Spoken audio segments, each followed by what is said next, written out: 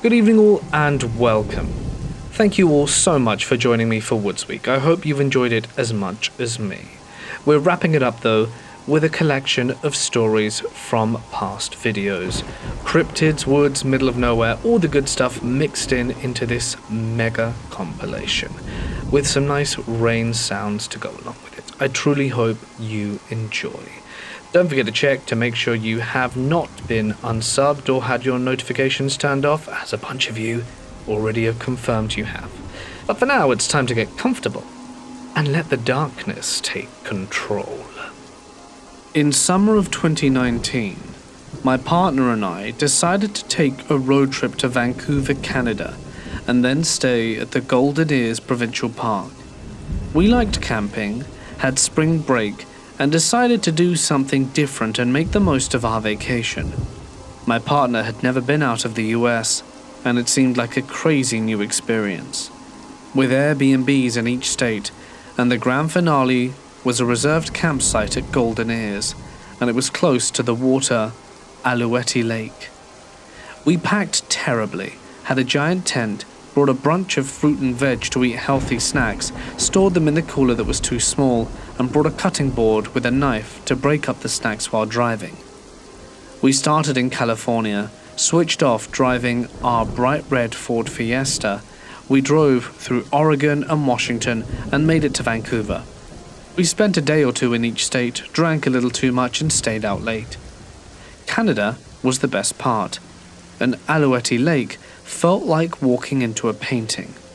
We walked barefoot on the rocks with our toes in the freezing cold lake. We hiked around, saw a beautiful waterfall where we saw a couple taking pics of each other for over an hour, and we started modeling the same poses from far away. Everything was perfect, and the campsite was empty except for that other couple. We went to bed early that night. It was quiet, and I woke up to crackling outside my tent. My partner was snoring and still asleep, and I didn't think much of it, because it was pitch black and probably an animal. The crackling continued closer to the tent, and I sat up and grabbed my phone. The brightness came on, and I turned it off, almost blinding myself with light. But in those 2 seconds, I could make out a person right outside our tent. I froze and sat up. They weren't moving, and were close enough to unzip the tent if they wished. I started poking my partner because I had no idea what to do. They woke up, and I said there was someone outside the tent.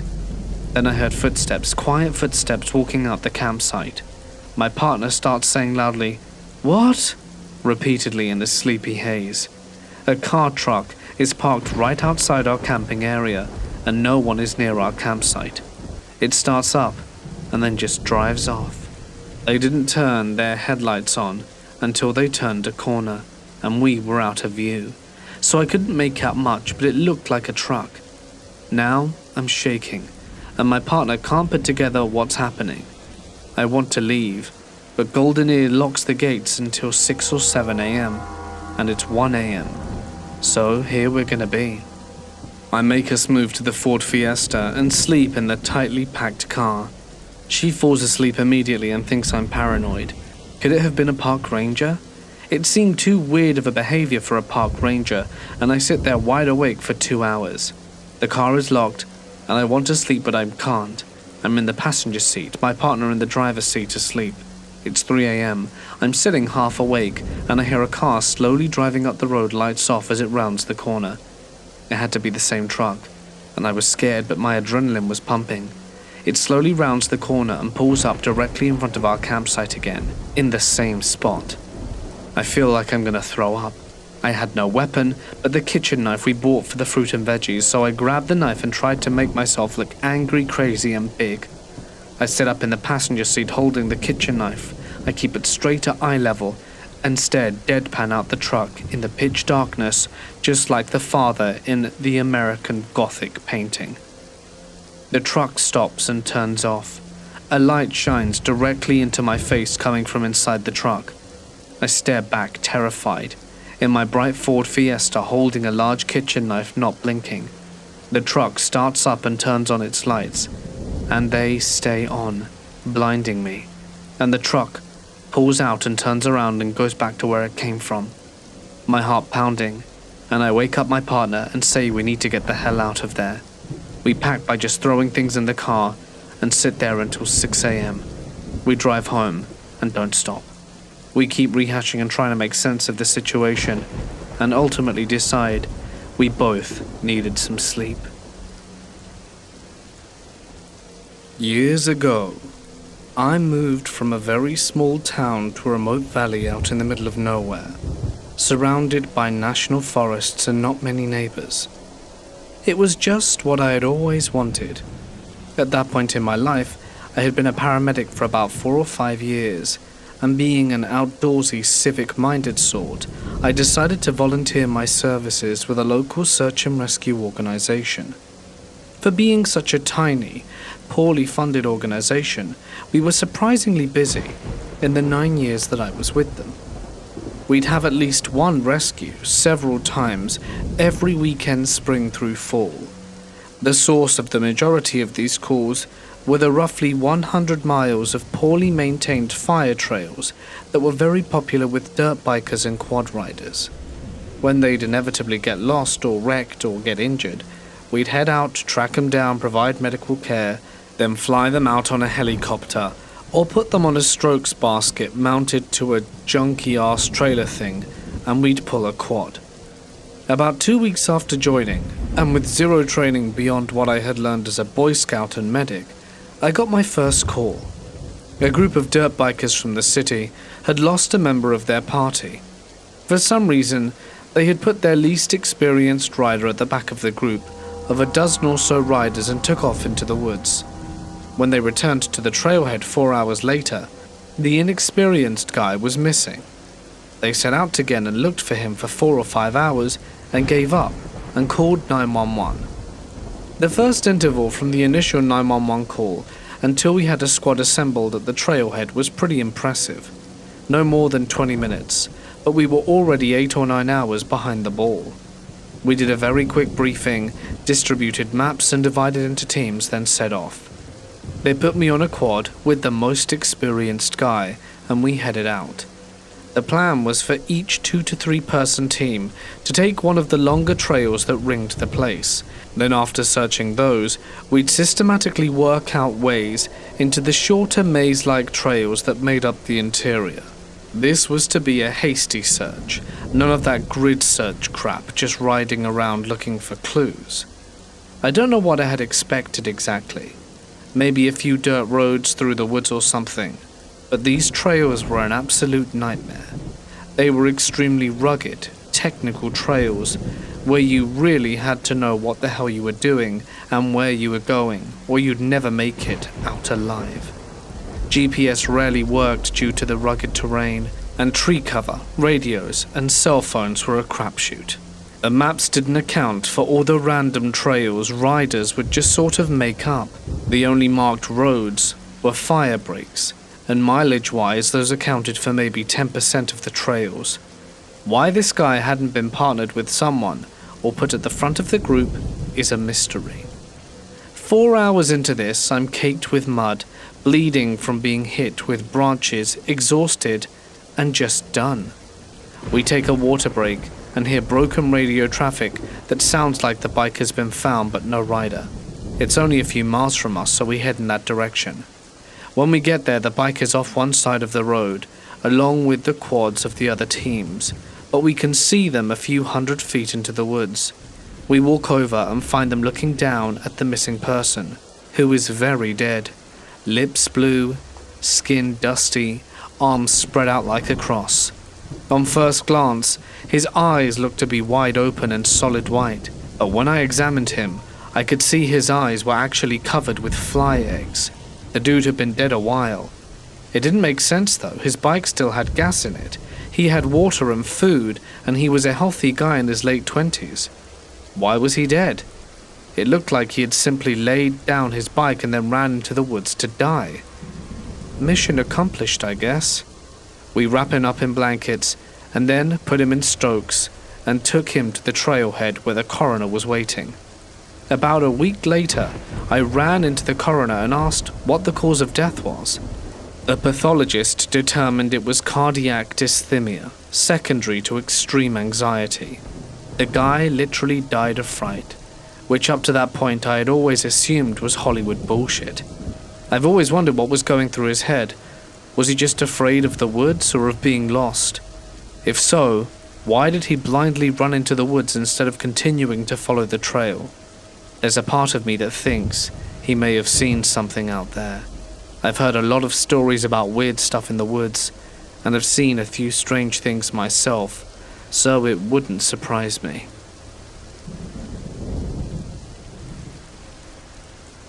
I was planning to do a hike on Rutledge Falls in Tullahoma, Tennessee. I arrived to the site where I parked my car, where my girlfriend at the time remarked how unusual it was to see another car there, much less one from out of state, with the Illinois tag. It was a green Jeep Grand Cherokee, the boxy type from the early 2000s.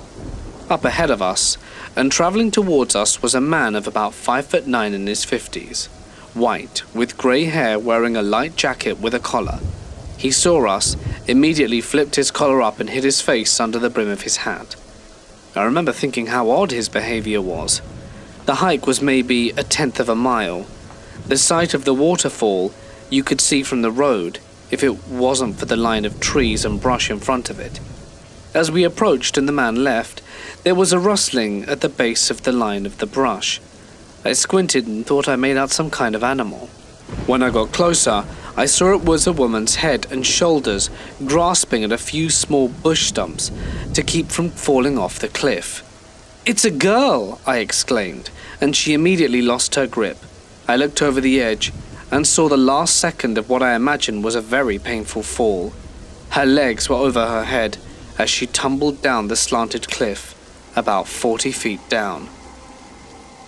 Me and my buddy climbed down the cliff, carried her back up and waited for the cops. She came to as we finished giving our account of the events, and told us the last thing she remembered was that she was in a bar in Chicago talking to a nice old man she'd just met. And then she came to at the cliff, where he had his hands around her throat. She said that he shoved her off the cliff when we pulled up. Fully expecting to be in court one day describing this to someone, but 13 years later, nothing. I need to explain two things before I share this story. I have a sleep disorder that I've had my whole life. I sleepwalk. Nothing dramatic, mostly just do everyday things while sleeping. Open the fridge, put clothes in the washer without starting it, take the vacuum out of the closet, and set it in the middle of the room and leave. That sort of thing. When I was younger, this was a nightly occurrence, but now that I'm in my late 30s, it's just once or twice a year. I am native. I have a healthy respect for the spirits and stories that my ancestors told. Many hunting trips I would sit around the fire with my dad, listening to him tell stories of the tricks Wendigo play to try and lure you to them. While I'm unsure if I believe the stories of skinwalkers and Wendigos, I don't tend to mess around, just in case. Shoot roughly 3 weeks ago. My husband and I both work construction.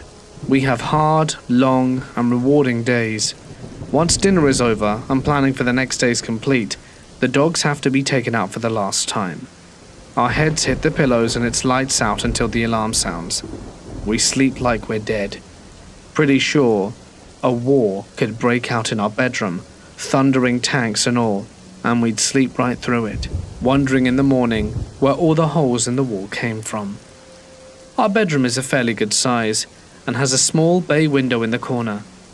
My husband likes to sleep with fresh air, so he takes the window side of the bed. This particular night though, something woke me up. I never wake up. The dogs were quiet. Typically northwestern weather, rain quietly tapping away, no thunder, no heavy wind. I looked at the dark and quiet room over, and nothing was out of place. The only noise beside the rain was my husband's box fan gently humming away. I was confused, but decided to adjust my blankets, flip my pillow, and go back to sleep. As I closed my eyes and took a deep breath to relax, I heard my husband. Babe, come out here and give me a hand with the boys." Confused and still foggy from being awoken from a deep sleep a few seconds earlier, I opened my eyes to the pitch darkness of the room again. Rarely one of our 3 dogs will need to go out in the night, and if it goes, they all go. We live in an incredibly rural area, and it's easy for them to get lost in the dark woods. Not a good thing when you have bears, coyotes, cougars, and whatever else on your property. Babe, can you just come and help me with the boys? He called again, the voice right against the half-open window, not concerned, just demanding. Annoyed and groggy, I leaned up, propped myself up on a stiff pile of blankets and looked at the window. It was too dark to see him. The floodlight was on the other side of the house. Babe, come outside, my husband demanded. It was the 3rd beckon that bothered me. He was never that pushy. If something was wrong, or one of the dogs wandered off, he wouldn't say that. It happened before. He would say something like, "Come and watch these 2 real quick, I can't find Murph," or something like that. Something wasn't right. I was regaining my focus and shaking off the sleepies. Quite awake at this point, I knew it wasn't him. My husband has a very distinct voice. He's a Sicilian from Queens and has a very deep, unintentionally loud voice. It was at that moment, staring out the black window, I realized I wasn't leaning on a pile of blankets. The pile of blankets were breathing. I was leaning on my sleeping husband, listening to him call me from outside the window. Babe, come outside. The voice came again from the window. I put my hand down on my husband's face. He was there, asleep next to me. But his voice, or what I thought was him, was at the window. I laid down next to him, very, very close to him, and closed my eyes tightly. In moments like this, I am the type to try and pretend it is not happening. I didn't hear it again, and spent the next half of the night trying to fight off the spookies, and had at some point finally fell asleep. I told my husband about it the next morning after his "Oh my God, you look like death" comment. I hadn't slept well. He laughed it off, as I had probably just had a creepy sleepwalking thing. Thing is, whenever I have a sleepwalking event, I remember nothing. I don't recall dreaming, waking, or anything else from those nights. No matter how hard I try, it's like a blackout. I'm sure I was awake for this. Every time I think of it in the past few weeks, I remember those hunting trips, poking coals around the fire with a stick, while my dad tells his serious yet animated tales of Wendigo tricks trying to get you out to them. I know it sounds crazy, but I think there might be a Wendigo in my woods. These stories are 100% true, and were shared with me by my friends and family along the years. I have grown up in eastern Kentucky for several years, since the age of 1. My whole family have grown up in the rural Appalachians for their whole lives, but as with modern times, have moved to the smaller towns nestled here and there. The following stories take place in a rural area nestled deep in the Appalachian Mountains. It's got a name and is considered a county. However, the area where my dad's family grew up in this area, and where the stories come from, is more like a collection of deep ridges and mountain folk than anything else. During the early days of the settlers, these mountains were home to the Cherokee Indians. Many cemeteries in the area had actually around 30 to 40 graves of Native Americans buried there, marked with stones and rocks, rather than a more traditional Indian burial routine. In the 1800s, George Washington's aide-de-camp, Cole Grayson, was bestowed upon him a 70,000-acre piece of land, which is now where my town is located today.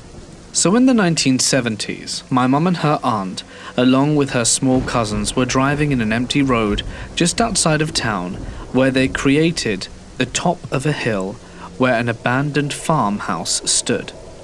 They stopped the car in its tracks, and they saw a massive hovering saucer-shaped craft above the house. It frightened my mother, and her aunt booked it out of there at a high rate of speed, scared that they would follow her down the mountain back to her town. However, when they looked in the rearview mirror, They saw the craft coming after them at a high speed, tailing the car and keeping up with it. They attempted multiple times to evade the craft to no avail. It chased them for over a mile back to town until finally, just at the edge of the county road that leads back into the town, it finally vanished. My mother must have shared this story at least 100 times to family and friends, most of which believe her, as they have too seen strange lights in the sky in and around various areas of the community. Though some don't, and she drew me a picture of the spacecraft a few years ago which I still have in my possession. It's grey and almost metallic looking by the way she drew it. It had red lights on the edges and the bottom of the craft, with a few green ones on the side. The second story is when my mother was a child, but old enough to know that something was going on. She was at home with her parents and siblings one night, when a man, whom her mother and family already knew and were acquainted with, barged into the house and scared them out of his wits. He lived in a deep cabin within the woods some miles away.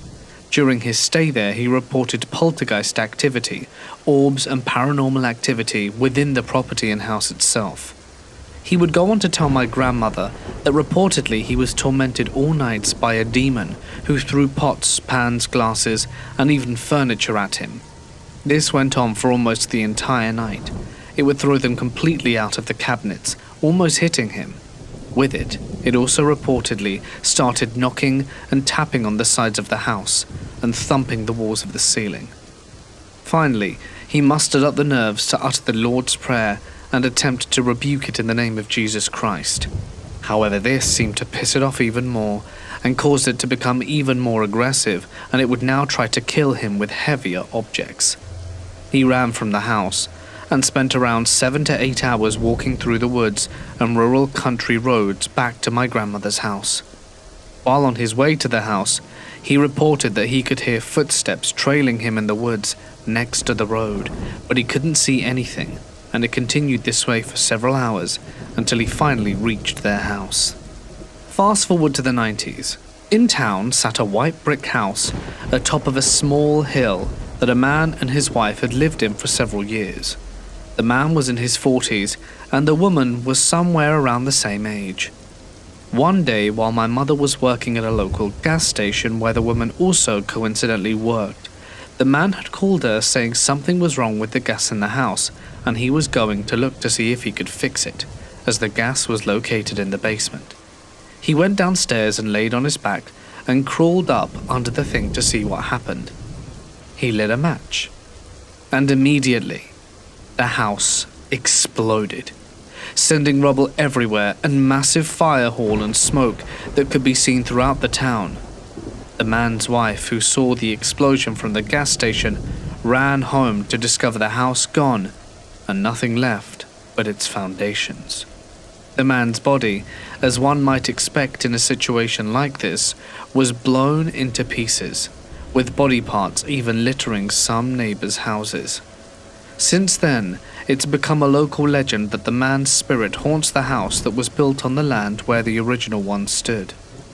The TV show Ghost Hunters, or maybe another TV show akin to that, actually filmed an episode there because of the experience by the home's inhabitants, everything from pots and pans rattling and stuff being thrown about to actual manifestations inside the residence. Where my dad's family lives is up a series of ridges and hollers that for the sake of this entry we will call Webb, Kentucky. My dad's entire lineage has lived there since the 1800s, and I've looked into our family tree and it's chocked full of history.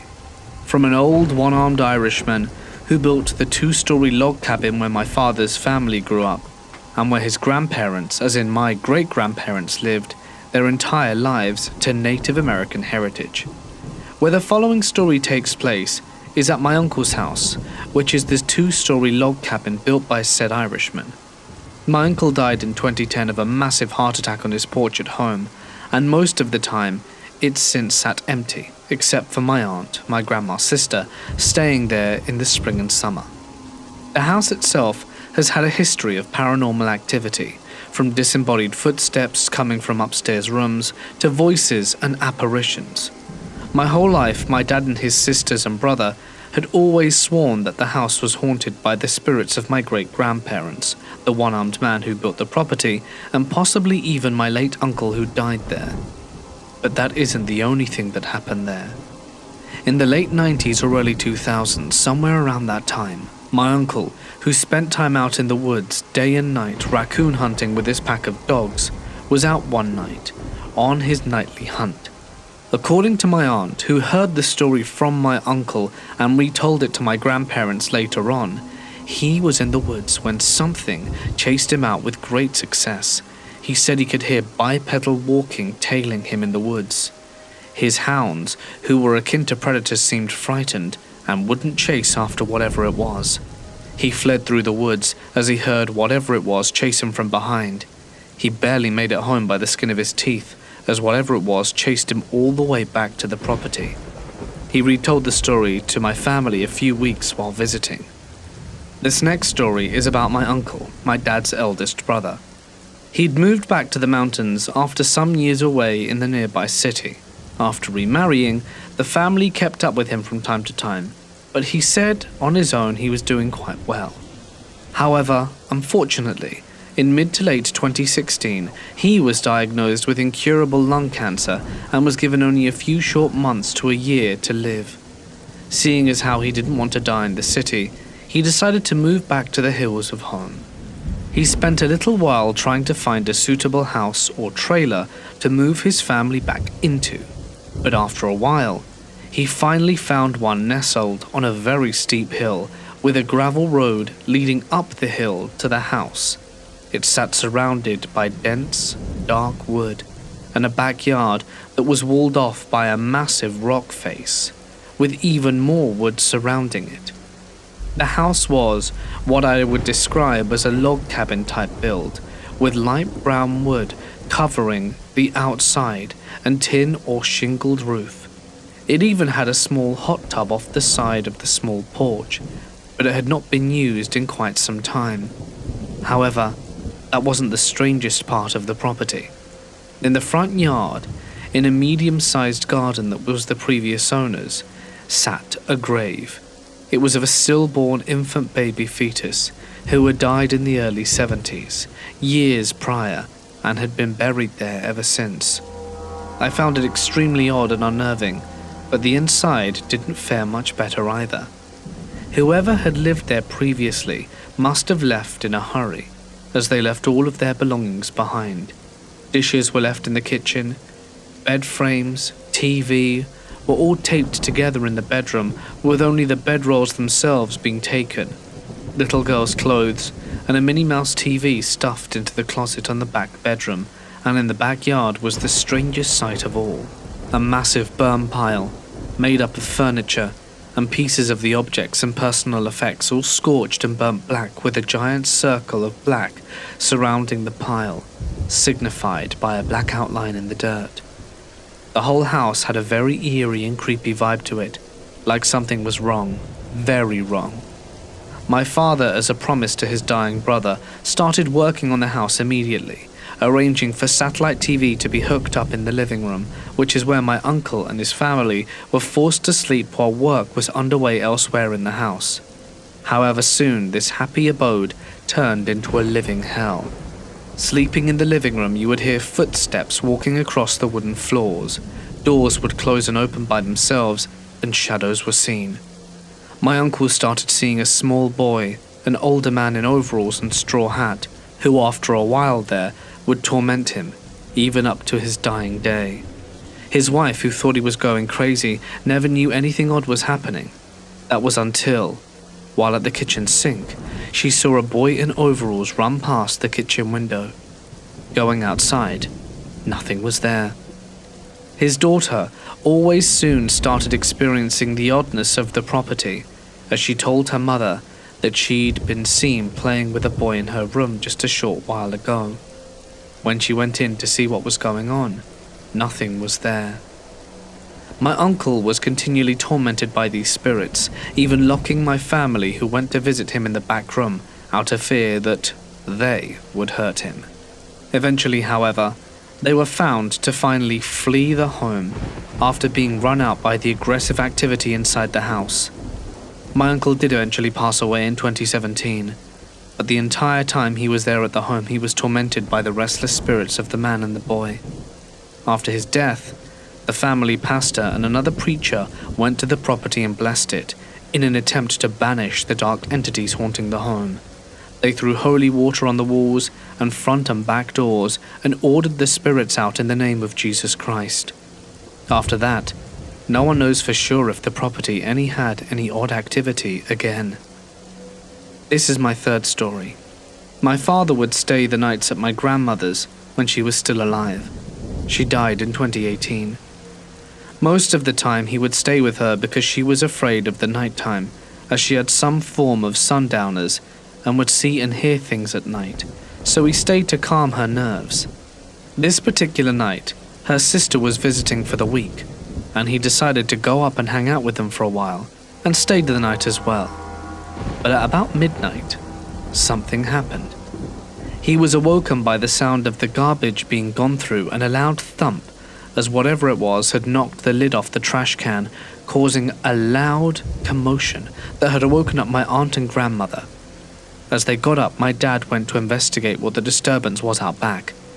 Grabbing my grandfather's old shotgun and a flashlight, he opened up the back door and walked out to investigate. Having seen the trash can lid being gone through, he walked further out through the back area to see if anything was out there. And that's when he saw it, walking back up the hill and back into the woods. It was a very large and tall creature in white, with red eyes reflecting in the light from the flashlight bouncing off it. The creature watched him the entire time, as it walked back up the woods as it vanished. My dad walked inside, white from what he had just seen, pale as a ghost. My aunt tried to ask what happened, and that is when he told her to call my mum on the house phone. Relaying the encounter, my mum had my stepbrother try to find any odd encounters from the area, and had found one. A man had reportedly been followed in the woods while he was walking down that same stretch of road one day. He never saw anything, but it was walking with him every step. It was later discovered there is a local legend about the devil himself haunting the woods in the mountains there. This next story is about my dad and I. We went to the rural county cemetery, located within the bowels of the mountain. The cemetery has been there for at least 80 to 90 years, and it sits on a small hill with a very steep road going up. Only very good trucks on four-wheel drives or an off-roading vehicle will be able to make it. It's located in between a four-way, with only one home, a double-wide trailer located down the hill that has been empty and for sale for about a year or two, and was empty during the time of our visit. It has a fence circling it, and two pine trees sitting in the middle of it. That is where my family is buried at. My grandmother and grandfather are both buried there, as well as my uncle, who had the haunted cabin in the previous story. He has his ashes buried there at the foot of my grandfather's vault. 3 other aunts and uncle is also buried there too, as well as my great-grandparents. We got out and went through the chain-locked gate, and you have to pull apart and open it from the outside, and we sat there at the grave of my grandparents for about half an hour, talking. Sometimes we like to walk around the grounds for a bit before we head back to town, and today was no different. We walked around, looking at the graves from 17 to 1800s, as well as Cherokee graves marked by rocks at the back end of the cemetery. However, I found something odd on the ground by the flat grave markers of a grave from the 1800s. There was a large track of something in bare feet, at least 2 times larger than my own. I sat there stunned by what I was seeing. Its big toe was extremely large and round, in the shape of a quarter, perfectly round. Its arch was very broad and curved, very sharply making the rest of the foot look almost sideways in appearance. Whatever it was there the night prior passing through. I inspected the ground surrounding the rest of the cemetery and saw nothing else, no other tracks. When I got home, I told my mother what had happened, and she seemed to believe me and my father, considering I had never lied about seeing anything like that before, and could see the amazement and wonder on my face. Some time later, my aunt happened to be visiting, and I told her about the track I had found out there, and what she told me was very creepy. She related to me that when my uncle, my father's older brother, was out there visiting the graves years prior, he had come home saying that something was in the cemetery, and he had felt watched, and was very creeped out by being alone back there. This next story is when my grandmother died, in the early fall/winter of 2018. My aunt and uncle had moved into her trailer until they could secure a new home and move back from Tennessee to be closer to family. Many people who stayed the night there while my grandmother was still alive would swear that my grandfather's spirit, who died of cancer under hospice care in the trailer years prior, was haunting the residents, as strange footsteps in the night, voices, and knocking on the trailer walls would always be reported. My father had even encountered said oddities. The knocking would come from outside, and when looking outside or stepping out with a firearm, there'd be nothing. Prior to my grandmother's passing, my father and his only living brother had come to visit her at the trailer one evening, and said that he had seen my grandfather standing by her with his arm around her and said, "Son, I'm going to see your mother very soon," and vanished. And my grandmother did join him a few months later. That was when my aunt and uncle had moved in, and after a few weeks nothing strange happened, and eventually they found a suitable new home and moved into it. On a cold winter night, in the dead of night, the power to the trailer being cut, as you would expect, given them moving, we arrived at the home and began moving them out. Boxes of clothes, TV, couch and beds, all loaded into the U-Haul parked in the front yard, with the engine running and keys in the ignition. When suddenly, every light source we had helping us see went out. The flashlight we had hung on the front porch facing the front door went out. The U-Haul's engine completely died, and we went back out and turned them all back on. However, a few minutes later, it did it again, and everything went dark. That is when I started being followed around while inside the rooms of the trailer, and I felt like someone was following me, and I swear at times I would hear a female voice saying, "Hi," as well as a male spirit, which was also heard by my father while he was in the living room. This continued on, and finally after everything was loaded into the U-Haul, and we regrouped outside, getting ready to leave, when I swear I could hear someone walking across the hardwood floors inside the home. We left a few minutes later. A new family moved in within a few months after doing some rehab on the trailer, and as far as we know, no other paranormal activity has since been reported. This third story happened to my father and myself. We were driving back to town after visiting my aunt, his sister, and my uncle. It was late evening and raining. Everything was muddy and wet, and fog was hovering somewhat over the hills and ridgelines. Well, we got to the bend in the round, and a little curve about a mile out from the house, when we suddenly see this woman with short black hair walking out of thick, dense wood beside the wood that my father almost hit her on the head and swerved to avoid her. She was wearing a rain jacket and black sweatpants and dirty tennis shoes. It looked like she'd been in the woods all night, and maybe even all week long. She had mud all over her pants and her jacket, and her shirt underneath was soaking wet and hair a mess. She looked very disheveled and stared at us all the way up the road, just staring. I even looked back into the rearview mirror, and she was still there at the side of the road, looking at us, not even moving. She was never seen again. I often wondered just what the hell she was doing out there, wet and alone. Perhaps she was kidnapped. Perhaps something even worse had happened to her. However, I have no idea what her story is. This next story happened to my brother and his friend. They were deer hunting in some woods up in the area close to his home. This was multiple years ago, so nothing recent. They were going through the woods with their guns, and suddenly they spot something in a tree watching them. When this thing jumps from the high vantage point, and it's around 10 to 20 feet high, and falls all the way down to the ground below without being injured. It was covered in thick, matted hair, and on two legs. They aimed their guns at it, but the thing screamed at them, though it was more like a roar, and charged.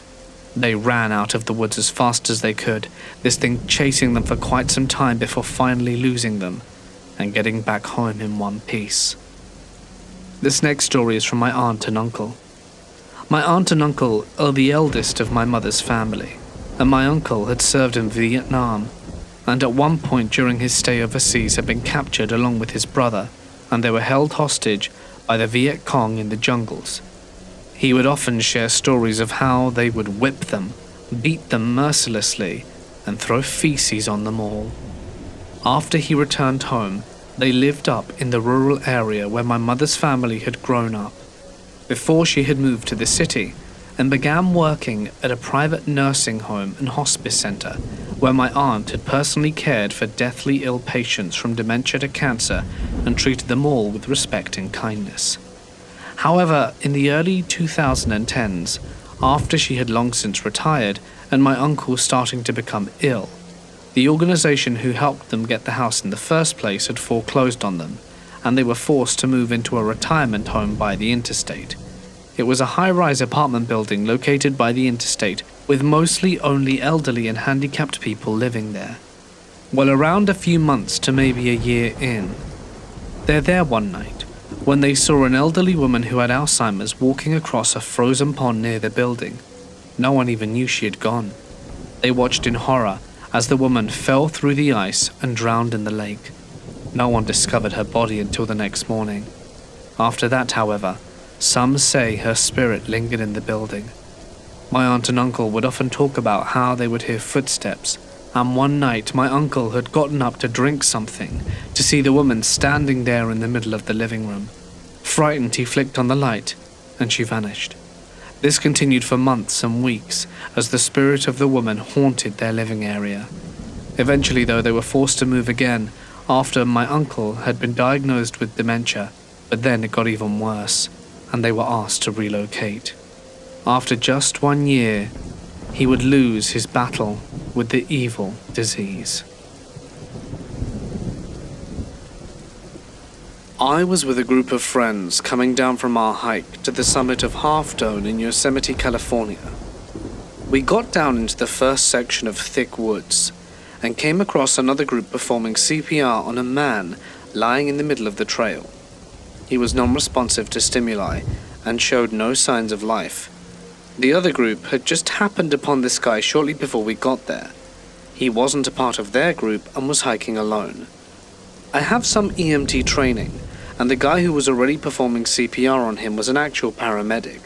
So he and I worked on trying to revive this guy for close to an hour. 911 had already been called, and when they got there, they were on their way with a helicopter, as it was too wooded and dense for a truck. We gave him a tracheotomy with a safety pin I had. The whole thing was gnarly. I had to do compressions on his chest for a long time, and I could feel his ribs cracking under my palms. I was pretty sure we had broken them, but our training states that we should keep doing compressions even if the ribs are broken. The poor man never came back. He was airlifted out of the trees by a helicopter. We found his ID on him, so we knew his name. So when I got home, I looked up his name and found out that he was actually deceased. There was a message board where his family and friends were sharing stories about him, so I joined in and told them what happened on the trail. It was clear that they had little to no understanding of what happened to him, so I was glad I was able to bring some clarity and hopefully some answers to the grieving family. Still wild that I was touching and working with a dead body for over an hour. I'm not an EMT or doing anything in the medical field, but I was happy my training got some marginal use, even if we couldn't save him. I used to work on the north slope of Alaska in the oil industry. The work we were doing required us to travel far out into the Alaska Petroleum Reserve, which is basically just untamed tundra wilderness for hundreds of miles. The oil companies would build these long ice roads in the winter that would lead to exploration drilling pads. Our job was to go out after they'd finished the initial drilling and test rock formations for their oil-producing qualities. It was mid-January. The sun hadn't quite come up yet. And when I say the sun hadn't quite come up, I mean in almost a month and a half. Polar nights are intense. The particular weld site we were traveling to was about 60 miles west of Alpine, Alaska, deep in the wilderness. Our job took a week, but we finished and were headed back to camp to finish our hitch and go home. At the beginning and end of the ice roads are guard shacks that you have to check in and out of for safety. No cell receptions and radios work only up to a distance. If you don't check in or out at a set time, they come looking for you to ensure you're not a popsicle. It was about 4 a.m, not that it mattered in the landscape of endless night, and we were halfway across the ice road. Travel was slow, as the speed limit on the road was only 25 miles an hour, when something appeared on the road in our headlights. It was a man, in jeans, sneakers and a hoodie jacket, walking down an ice road in the wilderness tundra at 4 a.m, and it was minus 20 degrees outside. It's not unusual for the local Inuit people to be out this far hunting. Maybe his snowmobile broke down and he was trying to get back to the guard shack. Seemed plausible. He didn't acknowledge us as our trucks rolled up next to him. He just kept shuffling forward. He didn't seem cold. His clothing, while totally not appropriate for this extreme weather, appeared warm and dry. We also noticed he wasn't Inuit but Caucasian. I rolled down my window and asked if he needed any help and if he was okay. He still didn't acknowledge us and just kept shuffling forward. His face was completely blank, devoid of any thought or emotions. The other guys in my truck suggested that maybe he had been in an accident and was in shock. I continued rolling my truck alongside him as he trudged down the road, still trying to get his attention. Even in this extreme cold, I could occasionally get whiffs of peculiar smells coming off him. He smelled acritic, if that makes sense. There was just a lot of this guy that made the hair on the back of my neck stand up. The guy behind me in the truck's crew cab had just about had enough of this. He rolled down his window and reached out to grab the guy. He later said he was just going to try and shake him out of his stupor. Before my buddy's hand could reach him though, this walking popsicle spun around and latched onto my buddy's outstretched arm. He glared at my buddy and then at me with this look of pure rage, not removing his hand from his arm. If emotions had a physical temperature, this guy could have melted the entire tundra that night. My buddy groaned in pain as he tried to get his arm free from Mr. Popsicle. At that moment, the guy starts screaming in our faces. There was so much hate and rage and anger in that scream. It was absolutely terrifying. I slammed on the gas and spun out on the ice for a second before the wheels caught and launched us forward. Popsicle Dude still had a hold of my buddy's arm and was trying to pull him out of the truck. He was running alongside the truck while the other guys in the cab held onto my buddy to keep him inside. After several moments, my buddy tore free from this guy and we hauled ass to the guard shack, another 30 miles down the road. We checked in with the guards and reported what we'd just seen. The guard was looking at us like we were pulling a prank, but policy said they had to check it out regardless. My buddy's arm was sore, and when he pulled back his sleeve, there were noticeable bruises in the shape of a hand around his arm. We filed a report with the guard, and we were told to just head back to our camp. None of us really wanted to talk about what happened, and it was quite a drive the rest of the way. We flew home the next day.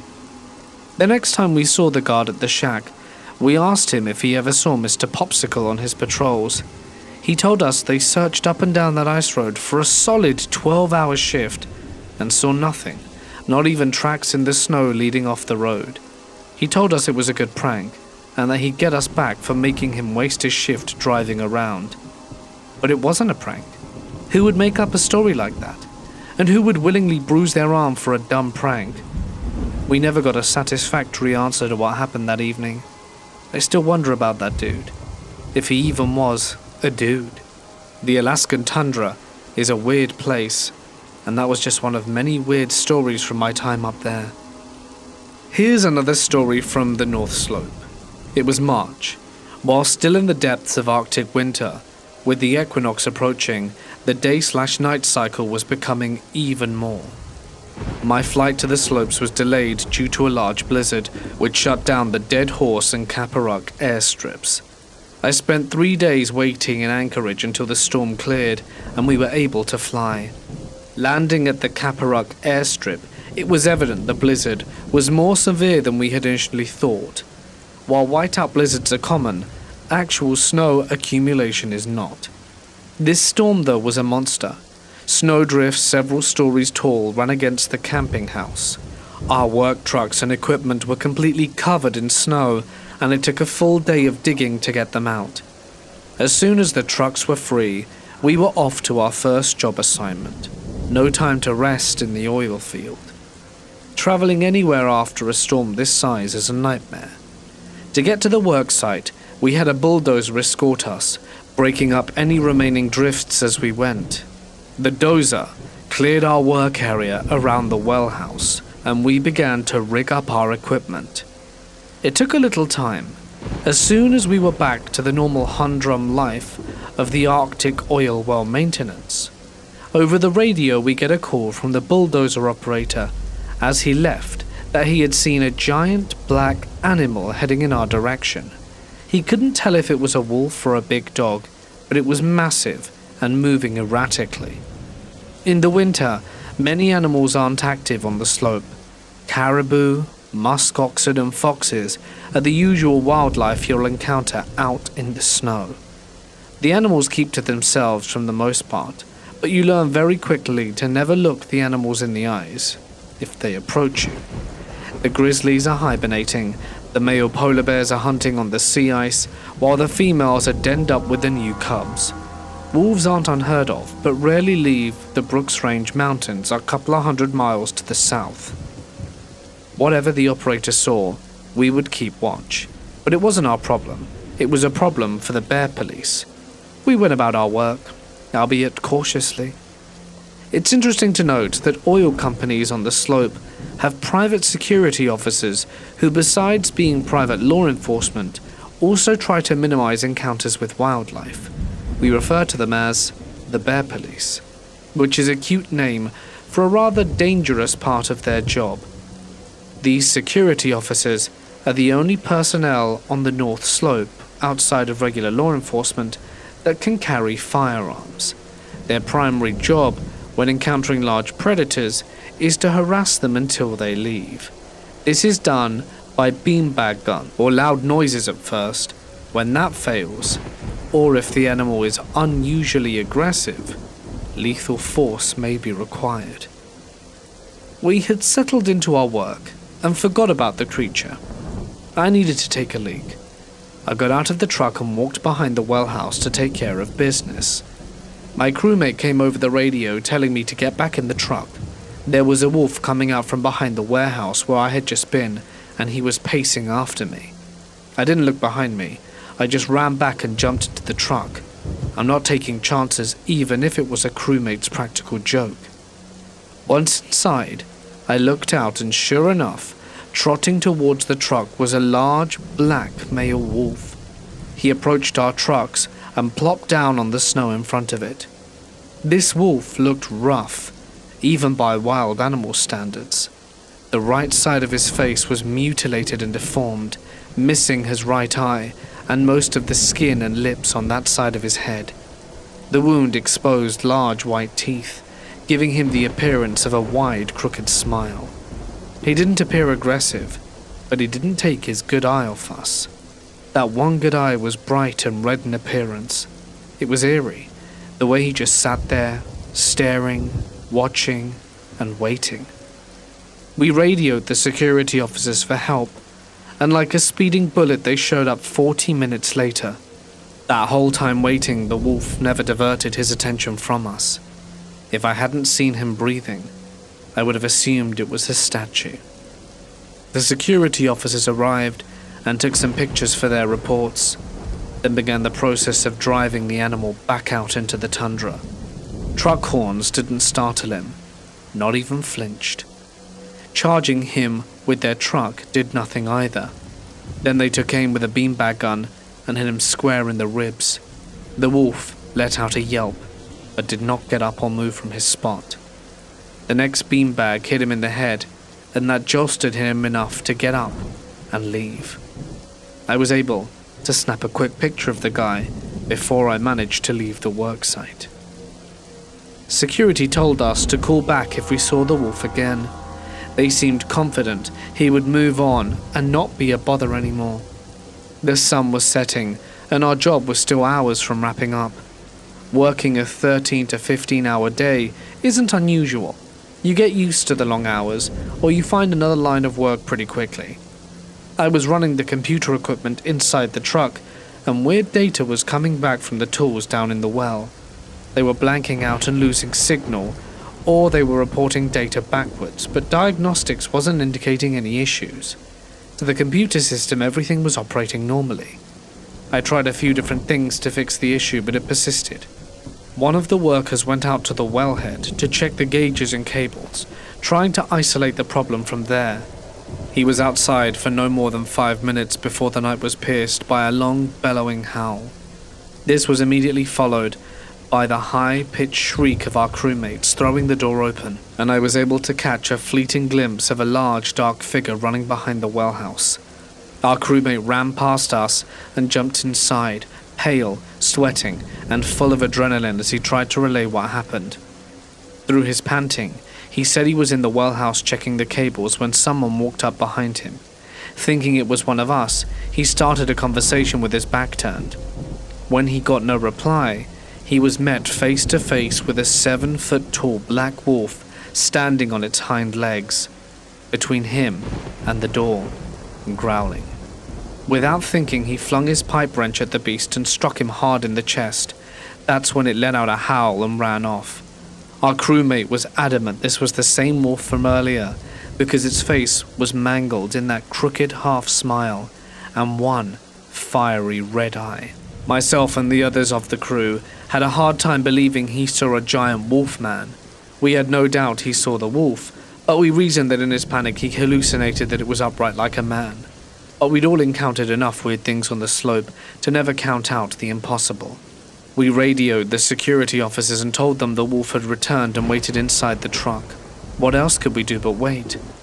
I wasn't about to go in there and fight Satan's guard dog with a clipboard and mousepad. Every time we felt like things settled down outside, we would hear a growl or something, or a push against the truck. Periodically, we would see something pacing in the dark, just beyond the reach of the light. Even though we were inside a locked truck cabin, it was still a very vulnerable feeling. We were very much trapped. I'm sure it felt somewhat similar to what divers experience inside a shark cage far out at sea. All of this went on for about an hour while we waited for someone to show up. Finally, coming up the road, we see headlights of 3 approaching vehicles. The security team showed, this time with actual rifles. Over the radio, we told them what had been going on. You could feel their disbelief and eyes rolling through the radio.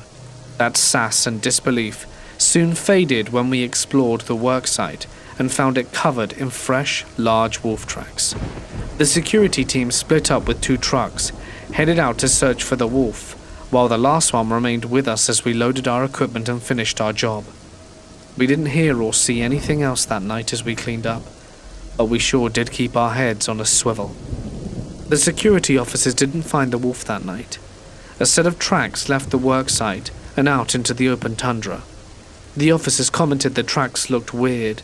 This was due to them only seeing the back paw prints in the snow. The last security truck escorted us back to the main camp, while the others continued to search in the night. For the following weeks, various reports came in across the oil field of people seeing this mangled black wolf during the day, and at night, reports kept coming in of a black beast walking upright and harassing or cornering workers. Security seemed to always show up minutes too late. During this time frame, many of the Alaskan native workers were getting nervous. One of our friends in the camp workshop was from Nuksut, a small Inupiat village just west of the oil field. He told us it sounded exactly like a Ijarak, a shape-shifting creature that can take the form of any Arctic animal while it hunts. He said it was obvious, as the wolf was a normal, albeit deformed animal in the daylight, but transformed into an upright monster in the night. The Ijirak are thought to be Inuit hunters that traveled too far north and became stuck between the world of the living and the dead. They transformed into evil, deformed men with sideways mouths and eyes. They used their powers of shape-shifting to hunt other Inuit, especially children. The Inupiat are weary of wild animals for this very reason. A week following our encounter, the security team was able to corner the wolf on a remote work site. It had attacked and trapped 2 welders in their truck. Both workers had superficial cuts through their snowsuits, but were otherwise fine. Having no other choice, the wolf was euthanized on the spot. Security shot the wolf once, and instead of dropping dead, it charged at the officer that shot it.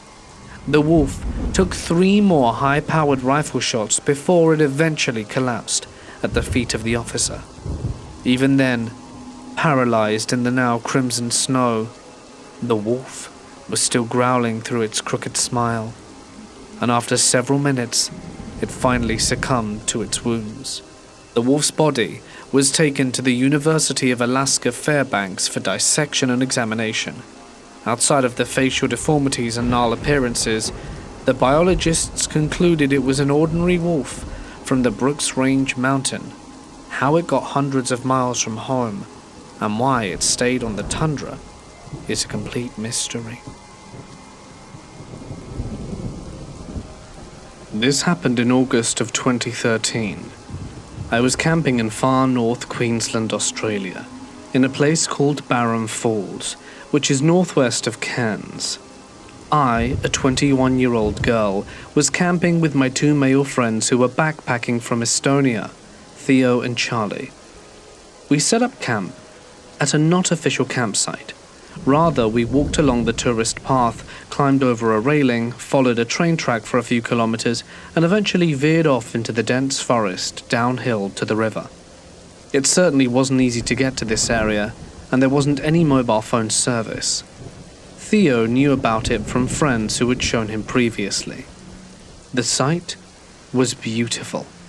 We were surrounded by a tropical forest, and we were only a short walk upstream from the waterfall. After setting up camp, we walked to the waterfall where both Theo and Charlie plunged from the cliff into the water below. I decided not to follow. I was, and still am, scared of heights and the possibility of hurting myself. I sat and watched them for a while before eventually deciding to return to camp and read my book. I was totally relaxed, enjoying the serenity, taking in the beauty around me. What had been an exciting, adventurous day was interrupted by a deep, sinister laughter coming from the forest surrounding our campsite. Instantly alerted, I felt chills run through my body as I scanned the forest, trying to detect where the laughter had come from. But there was nothing. I tried to forget about it, convinced myself that my mind was playing tricks on me. Theo and Charlie returned and told me that they had forgotten firelighters for the campfire. They said that they'd need to travel to the nearest store to buy some, and that I should just wait at camp. I told them that I didn't feel comfortable staying at camp, but didn't mention the laughter I had heard before. I didn't want them to think I was stupid, and for context at the time, I had quite a large crush on Charlie. Stupidly, I wanted him to think I was cool, and they told me it would be fine, that they would be back before dark. Reluctantly, I agreed and let them go. It was around 4 p.m., and I continued reading my book. I began thinking about it and realized that the walk back to the cars would be about half an hour, so they'd be gone for a little over an hour. At this time of year, dusk would be around 5:30 p.m. or so, and I would there likely be alone in a remote area in the dark. I distracted myself with my book, but as dusk began to settle and the darkness take control, I struggled to read the pages, and fear began to set in. About an hour after, I started to hear footsteps in the forest. My first thoughts were that Theo and Charlie had returned, and I was instantly relieved that I was no longer alone. I listened for their voices but heard nothing. My heart dropped. It dawned on me that it may not be them, and I began to panic. Then came the laughter. The same, deep, sinister laughter I'd heard before, only this time it seemed much closer. I sprung to my feet and surveyed the forest, and then I saw him. He was standing on the other side of the stream which was connected to the river, standing on a log. What I saw was absolutely bizarre. He was wearing an immaculate tuxedo with a top hat and all. I remember being puzzled as to how he was able to get to this area in such clean and formal clothes. And at first I thought he may be an apparition, or that I was hallucinating. I did a double take, and I was not. I then studied the man's face. It's hard to describe, but he appeared to have suffered from severe burns and had deep scarring covering his face. His hair was shoulder length, very wiry and unkempt. He laughed. That same laugh I'd heard from the forest. It came from him. We stared at each other for what felt like minutes. I had planned to sprint into the forest if he charged at me, and observed that the small creek between us would at least slow him down. He then spoke. "What are you doing here all alone?" with an unsettling smile. Luckily, I was able to remain calm and told him I was camping with my friends and that they had just gone to get supplies and would be back shortly. The man laughed again. He asked me how long we'd be there for. I lied and said we were leaving the next day. It seemed as if the man wanted to provoke a reaction out of me, or that he wanted me to panic and run, and that he wanted to chase me. But I remained calm and acted as if we were having a standard conversation. I think this confused him. Miraculously, I heard Theo and Charlie's voices approaching. The man seemed alarmed and said that he saw someone else camping upstream and that he was going to check on them. He left, and minutes later, Theo and Charlie returned. I immediately told them what happened, and they laughed and thought I was making it up, and that it was a lame attempt to scare them. Tears began to gather in my eyes, and Charlie realized I was serious. Theo didn't seem fazed. He was a very stereotypical backpacker and had the carefree nature travelers tend to have. Charlie, however, assured me I would be okay, and had me sleep between him and Theo for the next 2 nights. I barely slept at all those nights, listening out for laughter, but fortunately never heard it again. For years I searched online for any reports of similar encounters and never found a thing. But I have always contemplated what would have happened if Theo and Charlie hadn't returned at that moment. I shuddered the thought. I would love to hear what you guys think that the man's intentions were, and if I was right to be terrified. Understandably, I haven't been camping since. I lived in a house in the middle of the woods. My only neighbors were just down the hill from us, and they were an elderly couple. The other neighbor was a few miles away from my house, and located deep inside the woods behind my house. I have always felt creeped out by the night time at that trailer home, but this story takes place in the middle of the day, which makes it even stranger. My son was about 7 months old, and needed to get some outside time to smell the clean air and get some sunshine. It was just me and my son that day. Everyone else was working. He and I got comfy and took a seat on the porch stairs and adjusted to the 1 p.m. late spring/early summer sun. I was holding him in my lap, playing with him and showing him all of the greenery around us. We were out there for about 8 minutes when I heard a child's agonizing scream echo out from the forest behind my house. I stayed absolutely quiet and stood up quickly to see if my neighbor's grandchildren had come to visit them. But my neighbors weren't even home. Just as I was to go back inside the house, I heard a little girl scream out, "Help me." Completely freaked out, I called my sister to get her advice on what I should do before calling 911. Luckily, she answered quick, and with my baby in one arm and the phone in the other, I told my sister about the screams. I know we have neighbors in the woods a few miles from the house, but why the hell would there be a child all alone in the woods screaming like that? That's pretty far away from their place to be messing around with me over here. She was weirded out, but didn't really freak out like I did. As I was on the phone with her asking her what to do, I heard children laughing loudly in the woods. 2 or 3 children this time. and it sounded closer, much closer, like they were in the tree line where the forest begins. I asked my sister if she heard it, but she hadn't. I asked her one more time if I should call the cops, and she told me to go inside, and if I heard weird stuff again to call the police. I hang up and send a voice message to my best friend. She answers me back, telling me the exact same thing. Go inside and stay there. Don't come out. Something is trying to lure you in there. I stupidly stay and take videos, sending them to my friend, telling her where I heard the screams and laughter.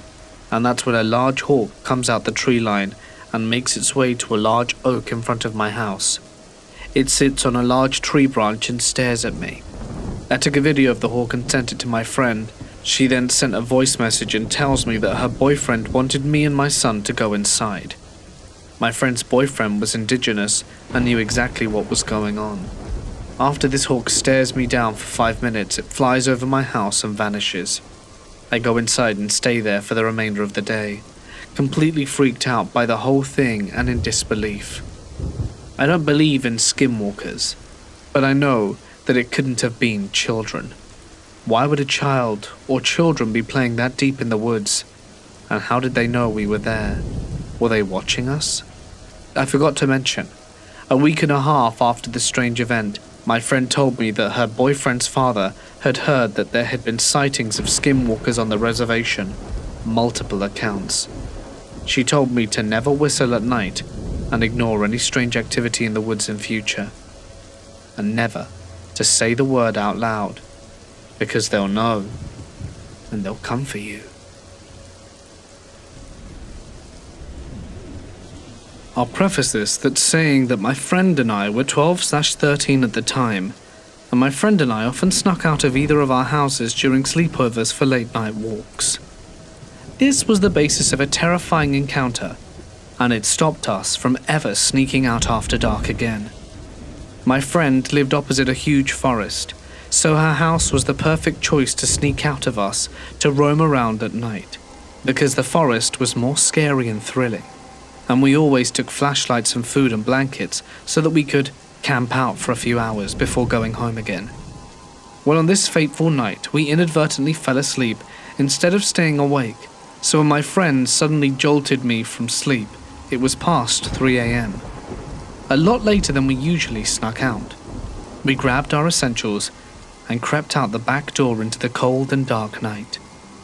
Frost crunched underfoot as we crossed the deserted road, and as we reached the entrance to the forest, we noticed how pitch black and completely silent it was, unnervingly so. We turned on our torches and stepped onto the uneven path into the forest, the light illuminating the trees swaying in the icy wind. We stepped on fallen, sodden leaves and bark as we made an unsteady but familiar way into our favorite part of the forest. Our cold breath, the only noise to invade the deafening silence. We reached the hut that we constructed one afternoon, made entirely of sticks purely for the purpose of having some shelter in our campouts. There were times that vandals or other kids damaged our hut, but for the most part it stayed intact. But on this occasion, it was completely destroyed, like a harbinger of worse to come. We were just deciding whether we should call it a night and go back, and to come back in the day to repair the hut, when we heard it. The loud, shrieking giggle that made the hair on the back of my neck stand up. My friend and I jumped up in shock, and we looked at each other like, what the hell? We were completely freaked out. The eerie and unnatural giggle rang out again, contradicting the silence and making my body break out in goosebumps. "Someone is here," my friend whispered to me, looking utterly terrified. "We have to go now." Her voice of rationale made it even more scary and unnerving to me that someone was in the forest with us at 3 o'clock in the morning. We just looked at each other in assent and took off running in unison, our footsteps navigating the path as naturally as we could from muscle memory, our uneven gasps of air punctuating the giggling that seemed to be following us, getting ever closer. Our torchlight went up and down with our fast movement, illuminating random patches of trees and bushes as we finally saw a small sliver of light as we came to the forest entrance. Running out of the forest, we didn't stop until we reached the back door of my friend's house and almost collapsed in a breathless heap of relief to be safe. Then my friend's eyes went wide and she nudged me, pointing a shaky finger across the road. A haggard woman of indeterminable age was standing at the entrance of the forest, giggling that awfully horrifying giggle and waving to us. We screamed and ran inside and looked out of my friend's bedroom window through the smallest gap in the curtain and could still see the woman standing there. Worse yet, she was staring right at us, as if she knew we were there. We could tell she was still giggling that hideous, appalling laugh. She turned very slowly and walked back into the forest again. We never went back to the forest, nor went out after dark after that. I work for a wildlife magazine. My job is to take photos of animals in their natural habitat. A normal working day for me would be setting up my tent on a mountain trail and waiting for animals to come along. I also use an infrared sensor hooked up to an automatic shutter. I never use popular mountain trails as animals would be too scared to come out if lots of people are around. I've never been frightened on the job, although I am always working alone in the dark and had never had any troubles until now. I arrived at around 1 o'clock to the area I had previously researched online. It was by the bank of a swamp. The usual routine is set up the one-man tent, then take a nap until around 5 p.m. Because I'm always camping deep in the mountains, there's never anyone around. It feels safer than the city in many ways. That afternoon, I hung my radio from a tree branch and got into my tent ready to go for a nap. When I woke up later, it was already dark. I hung my lantern from the tree branch and started getting my camera equipment ready. I put my headlamp on and prepared to shoot some photos. I remember being usually tense and full of anticipation. I headed out of the tent, and that's when I noticed something strange. Upstream from the swamp, about 10 meters away, I noticed a tent. It was a blue tent. It was weird. This wasn't a fishing area. It was a totally uninhabited area. I didn't think it was a mountain climber. I couldn't imagine anyone else being here but me. And I could see no light coming from the tent. Perhaps someone was asleep in there. Nevertheless, that tent wasn't there when I was setting up mine. Did someone come along silently while I was sleeping? That's kind of weird. Anyway, I pushed on and started looking for a good place to take photos. At that moment, a light went on in the blue tent, which made the tent change color. It went a darker color. Maybe I should go and say a courteous hello, I thought. But I decided against that, as the tent freaked me out a bit. That's really an excuse, though. I just didn't want to go anywhere near it. I was scared of it, and probably whoever was inside of it. I wanted to move to another spot. It would be a pain, but I didn't think I would be able to concentrate with that tent on my mind. I set about dismantling my tent as quietly as possible while trying to remain out of sight of that tent, and began trekking deeper into the mountain woods. I must have walked over 1 kilometer alongside the river up the mountain, and came to set up camp at the top of a steep hill. By the time I put my tent up again, it was unfortunately too late to do any photography. It was past 9 o'clock, so I decided to have some dinner, and after eating, thought I would just get much sleep, as there wasn't much else to do. It should have been chilly since it was the middle of May, but I woke up in the middle of the night sweating in my sleeping bag.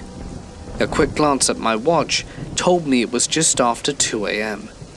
The air in the tent was warm and stale, so I pulled down the zipper to let some fresh, cool night air in. And I gasped.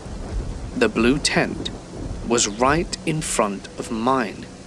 The strange lights came on in the tent again. 2 hands pressed against the dirty fabric of the blue tent. The person in the tent was reaching towards me in the darkness. For a moment I felt so distant and so stunned, but I quickly came to my senses and grabbed my torch and pointed it at the blue tent. Whatever was in that tent was groping around to grab the zip and get out. It must have heard me and saw my torchlight. I ran for it and didn't look back. I fell in the swamp, and I ran with my lower body soaking wet. It didn't stop me though. It was pitch black as I ran, and I tripped and stumbled countless times, but I was determined to get away from that tent and its denizen. I ended up losing my torch along the way too.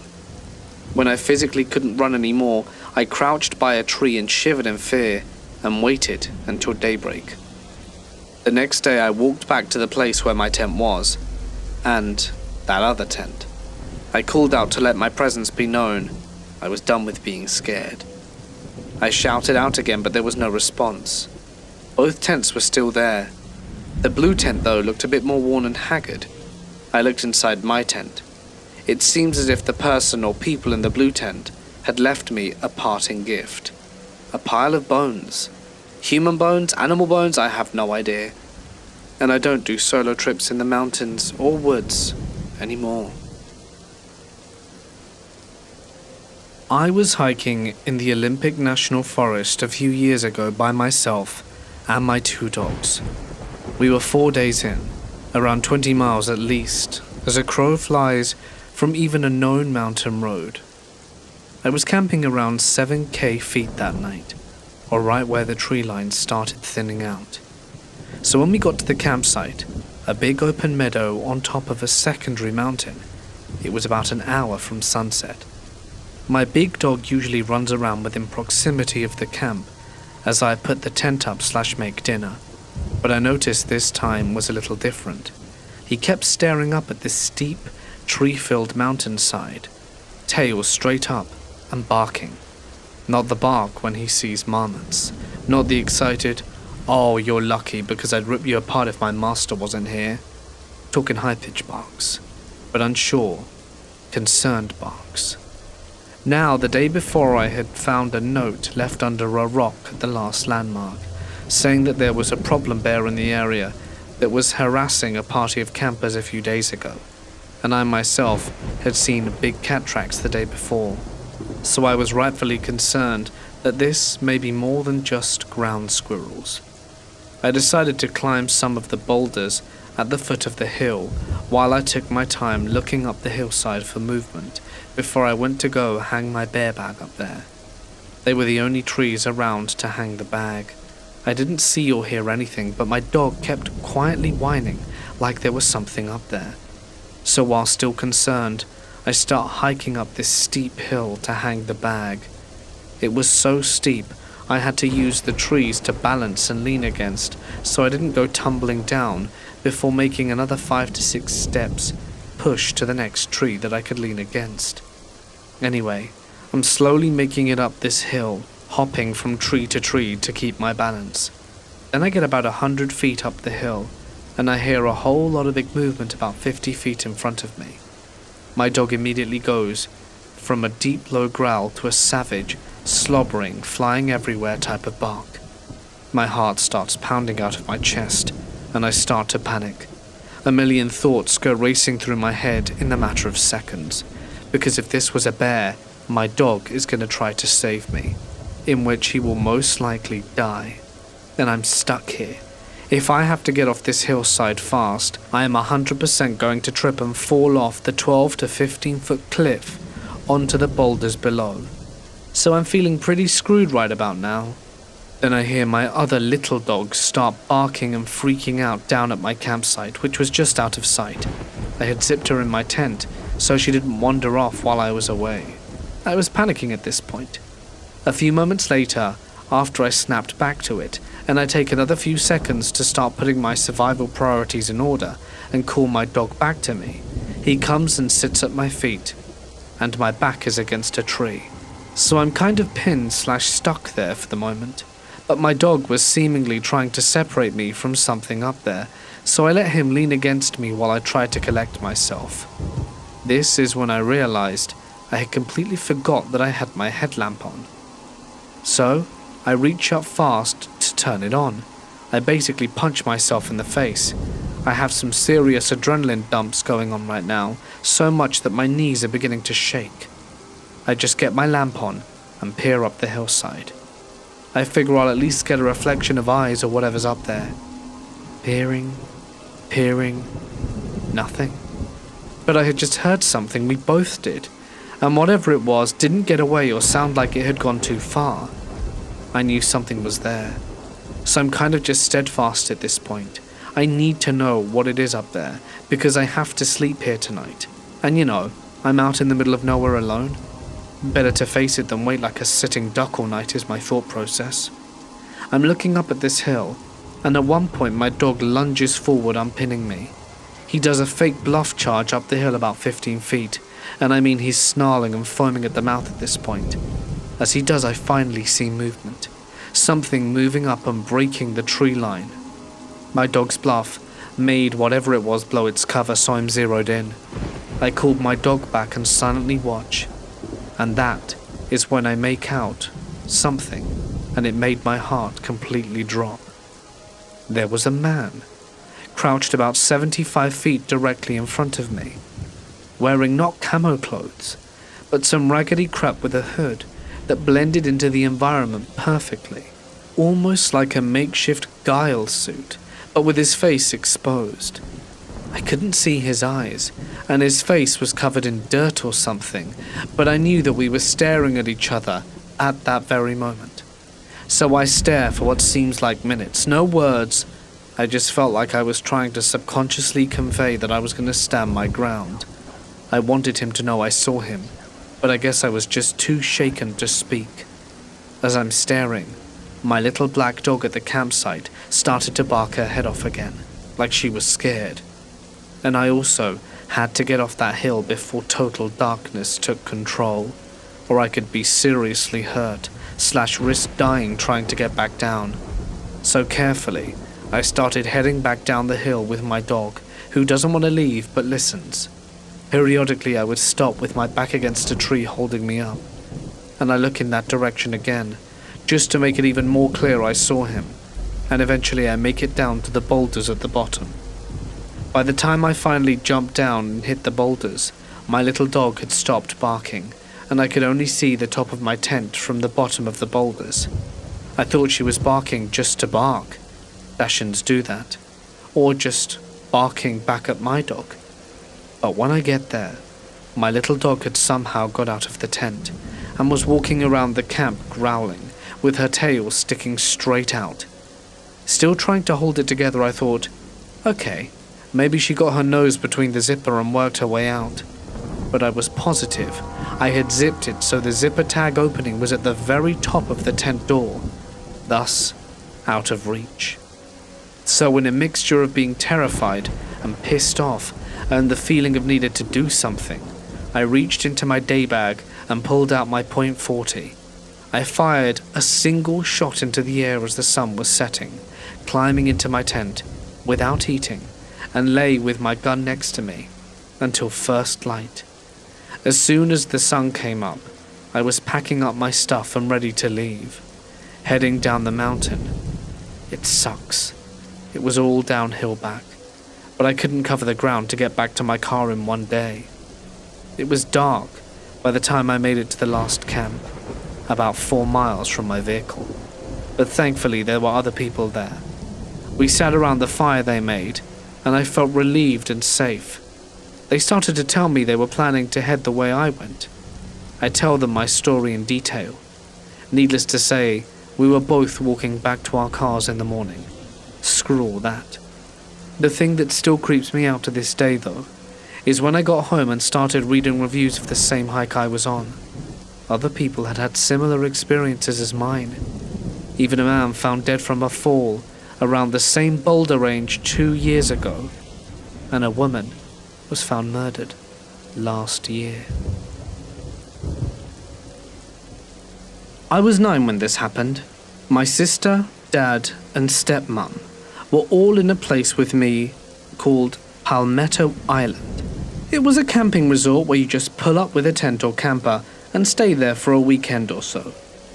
We were in a camper, and before I get to the actual story, I should set the scene. Palmetto Island wasn't really an island in the traditional sense. It was completely surrounded by palm trees and vegetation, except for the road in and out. There were roads in the resort, but they were only for golf carts and other smaller vehicles. The whole place was also dense with palm trees and vegetation. If you weren't on the road, in a campsite, or at one of the recreational areas, you would be in a forest. So we, my family, were all hanging out at one of the playgrounds. We made a new friend who I was playing with. At some point, the rest of my family had left me to play with my new friend. Eventually, he left too, and I was there alone as the sun was beginning to set. This wasn't the first time we'd been to Palmetto Island, and I had at that time got to know it pretty well. I'd assumed that the walk back to our campground would be short. However, at some point, I had gotten turned around and ended up in the area where you would usually launch boats into the water to go fishing. There was a group of people there, and I asked them for directions. Now, I wasn't completely brain dead, so I lied and said the number of our campsite was 10 sites down from our actual one. They pointed me in the right direction, and I began to walk. Now, I hadn't known this at the time, but my family had realized that I was no longer at the playground and started driving around in our golf cart and another one they had rented. If they hadn't, I probably wouldn't be telling this story. As I'm walking towards our campsite, a car pulls up beside me, and one of the people I had asked for directions rolls down the window. Keep in mind, I had been walking about an hour or two in total. He offers me a ride and tells me to ride the front seat. Me, tired and weary from walking, accepts and gets in the car. I know now that this is something you should never do. We were driving in the right direction until he passes up the entrance by the campsites, at which point I know something is wrong. I tell him he passed it, but he doesn't reply. By some stroke of divine luck, I see my dad in a golf cart driving in the opposite direction at us, and I start yelling and waving at him. He pulls up in front of the car and stops, and so does the guy driving. I use the manual unlock in the car door and run to my dad, who has his conceal carry drawn on the guy as soon as I'm out the way. He calls the police and holds the guy at gunpoint until they get there and arrest him. I'm only now telling this story because I found out last week that the guy and his whole family had done this before and had gotten away with it. I try not to think about what would have happened to me had my dad not showed up when he did. I live in upstate New York. I have always had experiences growing up in this house. Maybe more stories to come, but anyway, it was late at night, close to 1 a.m. when this occurred. I have a window at the end of my bed that has an AC in it. It's about 8 feet from my window to the grass below. My cat, Hudson, loves to jump on the open window and lay across and press against the screen. This night he had decided to jump up on that window, and I had totally forgotten the screen to my window was out due to the AC. I didn't realize this until I heard Hudson hissing and screeching at something outside the window. I assumed it was some sort of animal, perhaps a raccoon, and tried to call him in. Suddenly he had fallen out the window and started screeching. I have never heard him make a sound like this before, and jump out of bed and go outside to get him. I went to my brother's room to have him help me go find my cat. I was really nervous because he's gotten out before and has been missing for days on end. So my fear of the dark was thrown out the window. In this moment, I had my flashlight on and sprinted out the door and went to the side of the house where my window was. I made the turn and shined the flashlight on the area. But what I saw was not a cat, but a 7 to 8 foot figure trying to scale the wall of my house and reach to my open window. One of the creature's back legs were pressed against the house, while the front legs had a hold on my windowsill. The creature noticed my flashlight and looked in my direction. It had deep, red eyes that kept me rooted to the spot. The creature stared me in the eyes and proceeded to let go of the house and move towards the field on the side, but it didn't go on all fours. Whatever this thing was stood on its back legs and ran quickly into the darkness. I was able to make out what looked like a set of horns or antlers on its head. The height on its back legs was at least 7 to 8 feet tall, and it did not look at all human. Its posture was slightly hunched over, its arms swayed to the side as it moved. They hung close to the level of what I guess would be its knees. My little brother was in the front of the house looking for my cat, so I went to grab him to help me look in the field for the creature. At that point, I think my adrenaline was going fast, because I didn't completely process what I had seen. We got close to the field and saw absolutely nothing. No cat, no creature, and we made our way back to the front to look for the cat on the other side of the house. Without saying anything, my brother and I froze. We both looked towards the tree and bushes at the side of the house and saw them rustling. We heard this painfully loud shrieking, and we booked it to the front door. I have no idea if what we heard was a creature or an animal, but I had an awful gut feeling standing in the driveway. It wasn't safe, and I wouldn't have my brother out there. I locked the door quickly and went to the back porch sliding door and saw my cat waiting at the door to be let in. He is the type to escape and be out for days with no issue. He had never once just come to the back door after getting out. He looked afraid. His tail was the bushiest I've ever seen, and the poor thing was shaking. He ran inside and stayed away from the windows and doors the rest of the night. I have only told this story in so much detail to my boyfriend, and even then it's hard to explain what I had seen, heard, and felt that night. The gut feeling was something that is not right, and we could be in serious danger, and it was nothing I'd felt before until that night.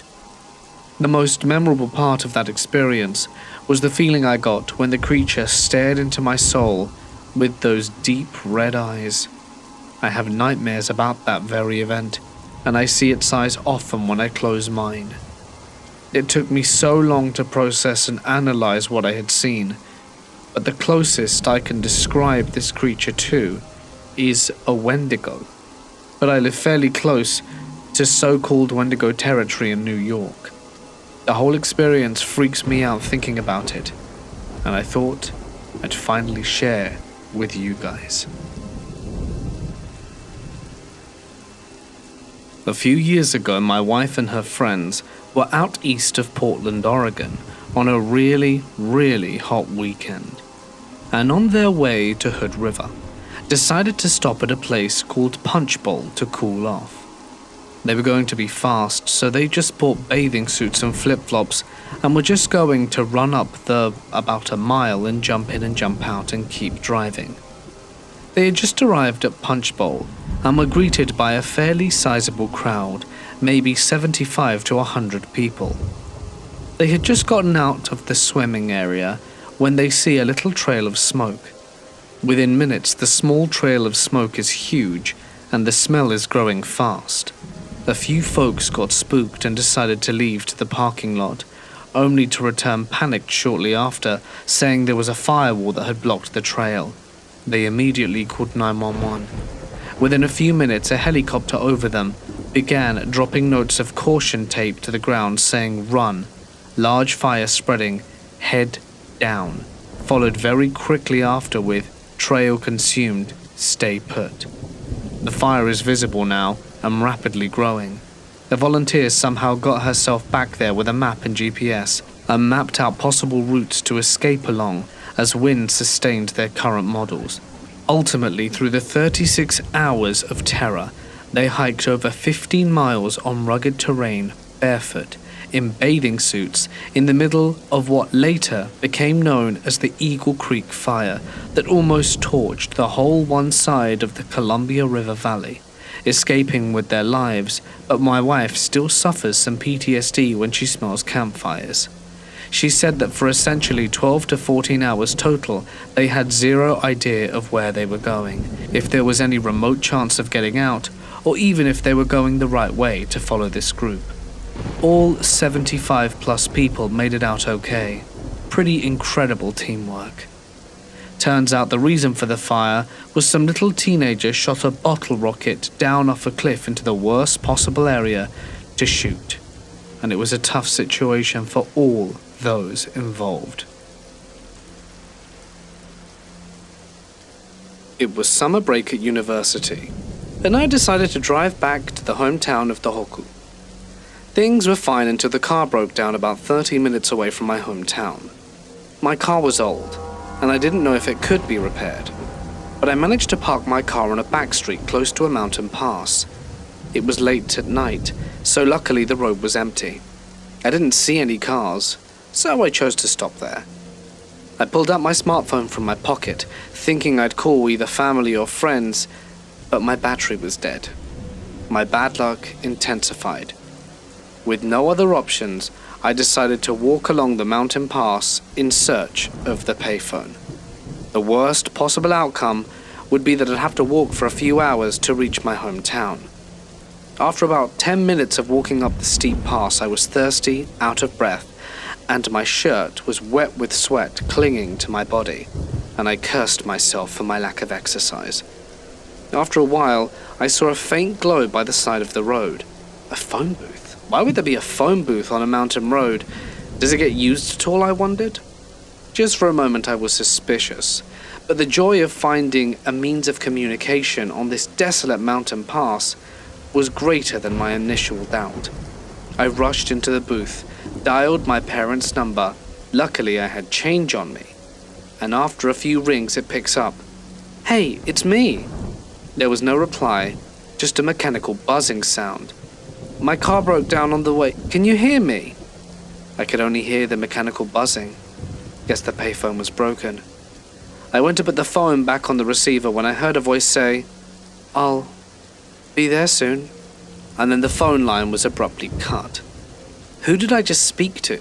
Because it was a woman's voice. I guess it was either my mum or sister, although, thinking about it further, I never said where I was, so it felt strange that they'd say they'd be there soon. That's when a gust of wind shook some nearby trees. It sounded like murmuring. I decided at this point it would be a good idea to head back to the car.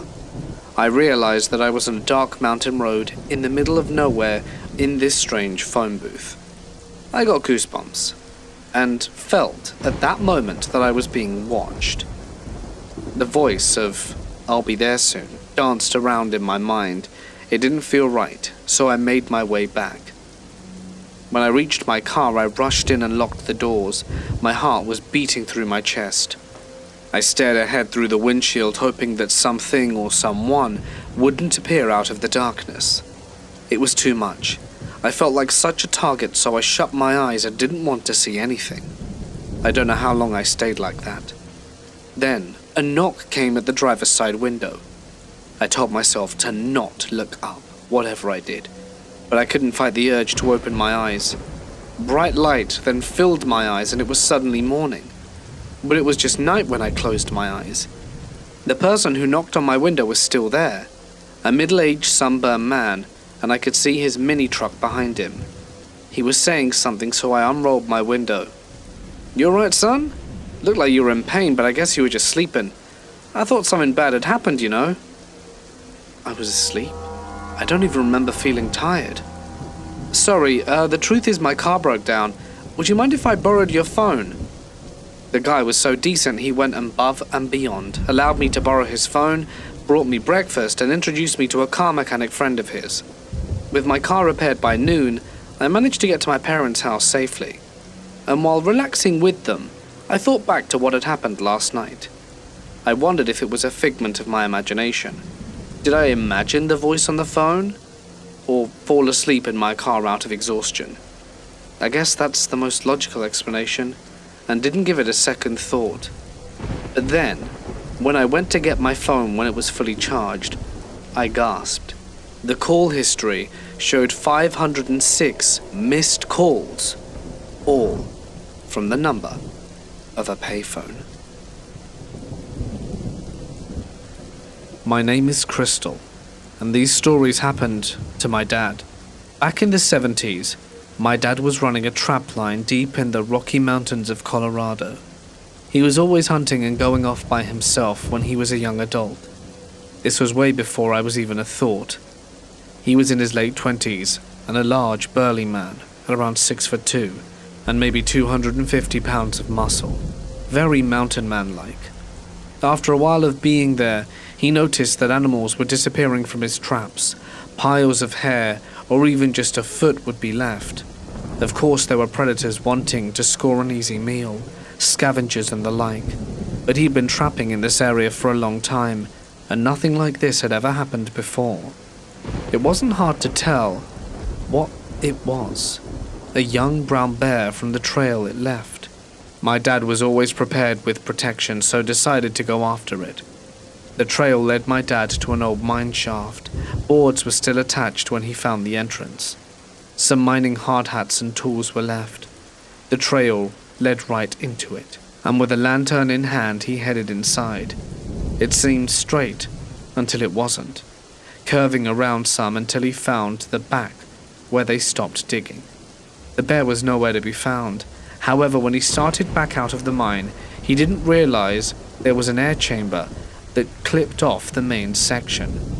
The bear had hidden out there until the last minute.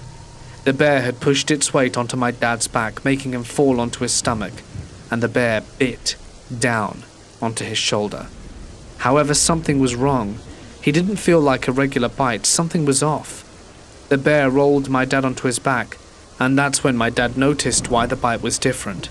The bear had gotten shot in its jaw, so it was crooked and not able to close its mouth right. The bear tried to bite my dad again, knocking his pistol from his hand. Trying to avoid the bear's claws, my dad was able to pull out his Bowie knife and was able to get the bear off by stabbing it over and over.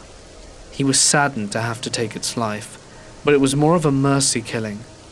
The bear wasn't able to hunt for itself. It was starving. After the deed was done, he decided to leave the bear's body in the mine shaft. Cut up and bleeding, my dad took his trap line and headed back home. About 5 years ago, my wife and I went on a weekend camping trip with our two closest friends, another married couple. The campsite is just outside of Yosemite and absolutely beautiful. The beauty of it, and creepiness of it, is that you take a dirt road for about an hour and a half off the main road to get to it. It's extremely secluded, but never felt threatening. It's a really popular campsite, so there were always people around, especially in the summer when this occurred. The first day was awesome. I don't remember exactly what we did, but I remember having a great time. The campsites are all fairly close together and usually separated by various shrubs. I remember we were all pretty pumped about the site we got, as there were no neighbors on one side, just forest, and no one occupying the site closest to us. This is uncommon, as these campgrounds stay fully booked throughout the summer. Day 2 started normally. We had breakfast, then headed to the lake for a few hours. The lake was about a 20-minute hike from the main campground. When we got back around 2ish, we noticed that the site next to us now had a silver rental car parked on it. We didn't think much of it and went about making a fire to cook with.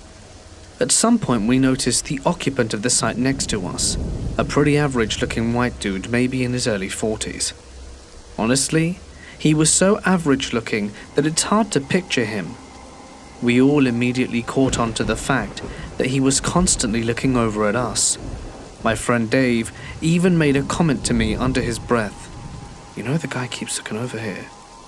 I remember feeling a little uncomfortable, as we were all still in bathing suits from the lake, but made a conscious effort to ignore it. It's worth mentioning that we were a little buzzed, not out of control or anything, just feeling pretty good. Throughout the afternoon and into the evening, we continued to notice the guy constantly looking over at us. In hindsight, Dave or I really should have called him out. This story doesn't make us look great, but whatever.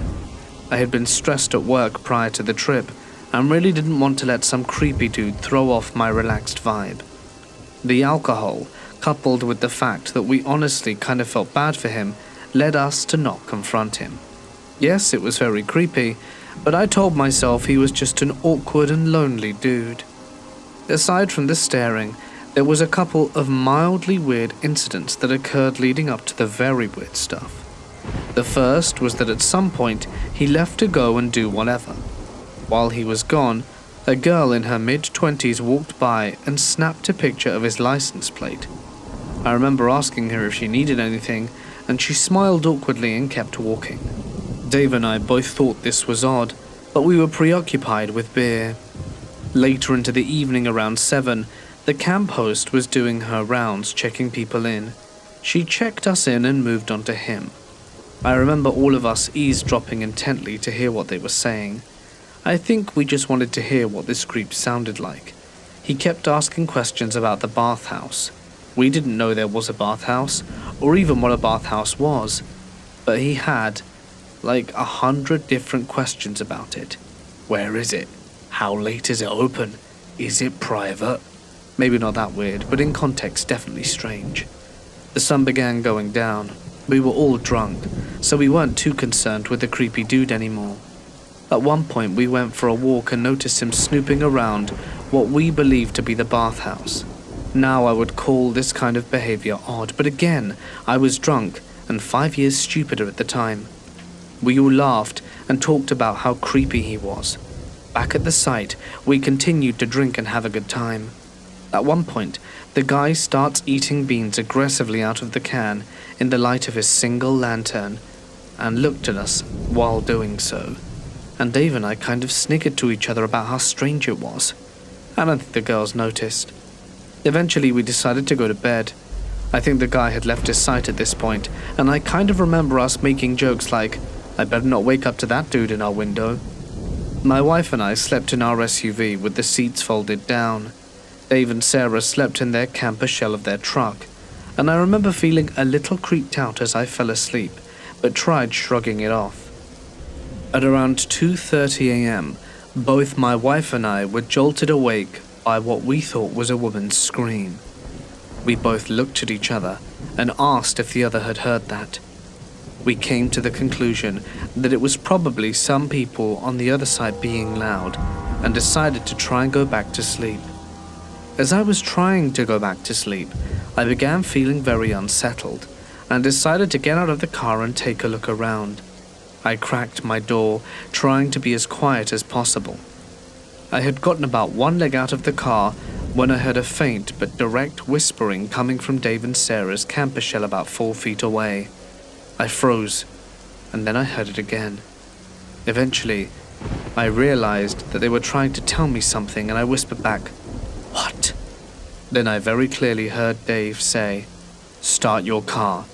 I instantly realized that something was wrong, so rather than ask questions, I climbed back into my car to start it. Right away, Dave and Sarah burst out the back of their camper and frantically jumped into my car and told me to drive. They were too freaked out to explain anything, so I just drove kind of aimlessly. Eventually, I pulled over, figuring we were far enough from whatever had freaked them out. Finally, Sarah calmed down enough to tell us what happened. As she put it, she was awoken by a light coming from the creepy dude's campsite. Apparently, he had set up lanterns and flashlights to spot himself, completely naked, getting himself off in the direction of our cars. She also mentioned that he was flaccid and not able to finish. A gross detail, but I feel like it's important, as it gets weirder. At some point he stopped and turned off the lights and began using a flashlight to signal across to a small ravine that the campsite backs up to. I'm talking like Morse code or something. Across the ravine, an old RV begins using its headlights to signal back. Dave was awake at that point, and I questioned them on this detail, and they both said it was very clear that they were communicating. After that, he shut off his light. Keep in mind it's absolutely pitch black out there at night.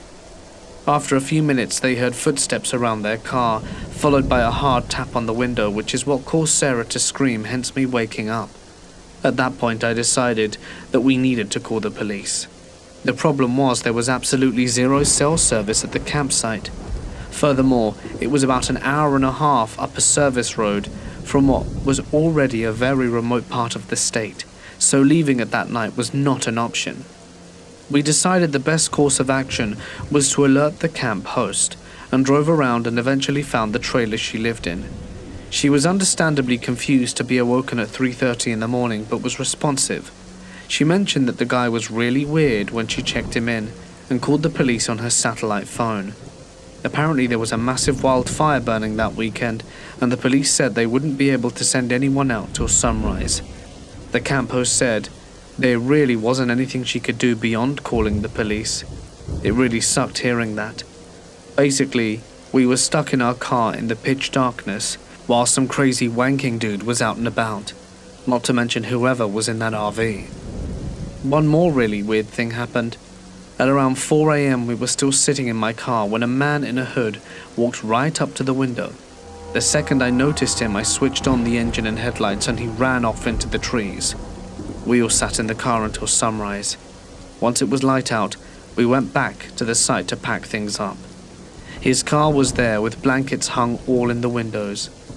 The whole thing just felt gross, and we wanted to get the hell out of there, so we quickly packed up and left. A few hours later, I got a call from the police. They said they went out to the campsite and questioned the guy. He said he was simply showering. The cop told me there was nothing he could do. It was our word against his.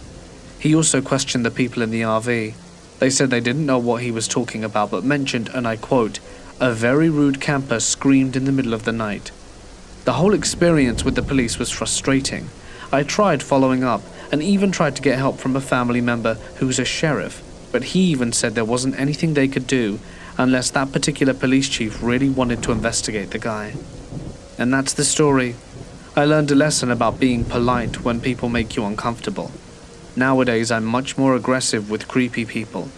I also know it's easier to hear this story and wonder why Dave and myself didn't confront the guy, especially when he's literally tugging one out in the car you're sleeping in. I don't know. I wish we would have shown more courage, but honestly, it was really scary in the moment. I'm okay with admitting that. Now I think it's kind of funny how stupid we were and how bizarre the whole situation was, and fortunate that no one was hurt. Clearly we were dealing with a very messed up individual who had accomplices. I can only imagine what their end goal was and what they would have been capable of doing. I also think that they'd done stuff like this before, and I really wish the police could have helped in some way, but alas. I was traveling from Arizona to Durango, Colorado, and about midnight I was very tired, so I pulled over just outside of Shiprock, New Mexico, on the Navajo reservation to get some sleep. About an hour later, I woke up from a nightmare of evil faces and bright colors coming at me from all directions. I started my car and turned on the headlight. 10 feet in front of me was a coyote, and a jackrabbit sitting there staring at me. Needless to say, I got the heck out of there. A few years later, I was dating a Navajo girl, and when I told her about my experience, she became visibly upset and told me to never mention it again. I think we know what she might have been alluding to. I was hunting for black bears one day, back in the early 2000s. The area I was hunting in was northern Clinton County. My ex-brother-in-law and I enjoyed the area and spent many a season scouting and hunting these lands. This part of the county is filled with long hollows, steep inclines, and hard-to-access trails. We both like to do things on our own and hunt separate terrains. I would often dive down into the hollows while he scourged the ridgelines, hoping to get a shot at whatever I pushed over the tops. We both carried pretty bumped up two-way radios to keep a general idea where we were, although often the terrain made it difficult to get good reception. This day was a typical bear season day. It was on the Wednesday of the season, third and last day of the brief season it was back then. The woods were quiet, with no distant whooping or yodeling of various open-day camps pushing drives through the woods. The weather was cold, grey, and windy, where we separated to begin our hunt and continued on through the day. I spent the day still hunting down this long hollow south of a little town in north-central Clinton County, with the idea of meeting my brother-in-law at the top of the ridge at the agreed time of 4 p.m., giving us plenty of time to hike back together the few miles back to his truck. After hunting all day, I found an old game trail that appeared to meander its way back up the ridgeline towards where I knew he would be waiting for me. After close to an hour, maybe around 3:30, I made my way 2/3 of the way to the top, scouring the slope for that jet-black fur of a roaming bear. Along the trail, I came upon a long-ago used fire ring. It was very rudimentary in its build and appeared to have only been used once. The ring's rocks were covered in lichen and only had the faintest of traces of black from a long-ago fire. I found it odd that a fire ring would be here considering the steepness of the slope, but it was a very small, somewhat leveled edge, where I figured I would sit and eat the rest of my packed food, and sit still, hoping to catch a final chance to see a bear. All the while it felt odd, somewhat unwelcoming, like I shouldn't be there, almost like I was a forbidden interloper on someone's valued spot. I sat for maybe 20 minutes and thought that it was time to continue the trek upwards to my bud. As soon as I slung my backpack on and reached down to sling my rifle over my left shoulder, as I stood up, I heard my name called loudly. It didn't really sound like it was behind me, rather all in my head. Just as I was going to turn around, my rifle was slapped off my shoulder. I felt the force. I heard the sound of something slap against the wood of the stock and crouched quickly to save my gun from dashing onto the rocks at my feet. I grabbed it in the nick of time and quickly turned around with a mouthful of curse words for whom I thought was going to be my brother-in-law messing with me. But there was nobody there.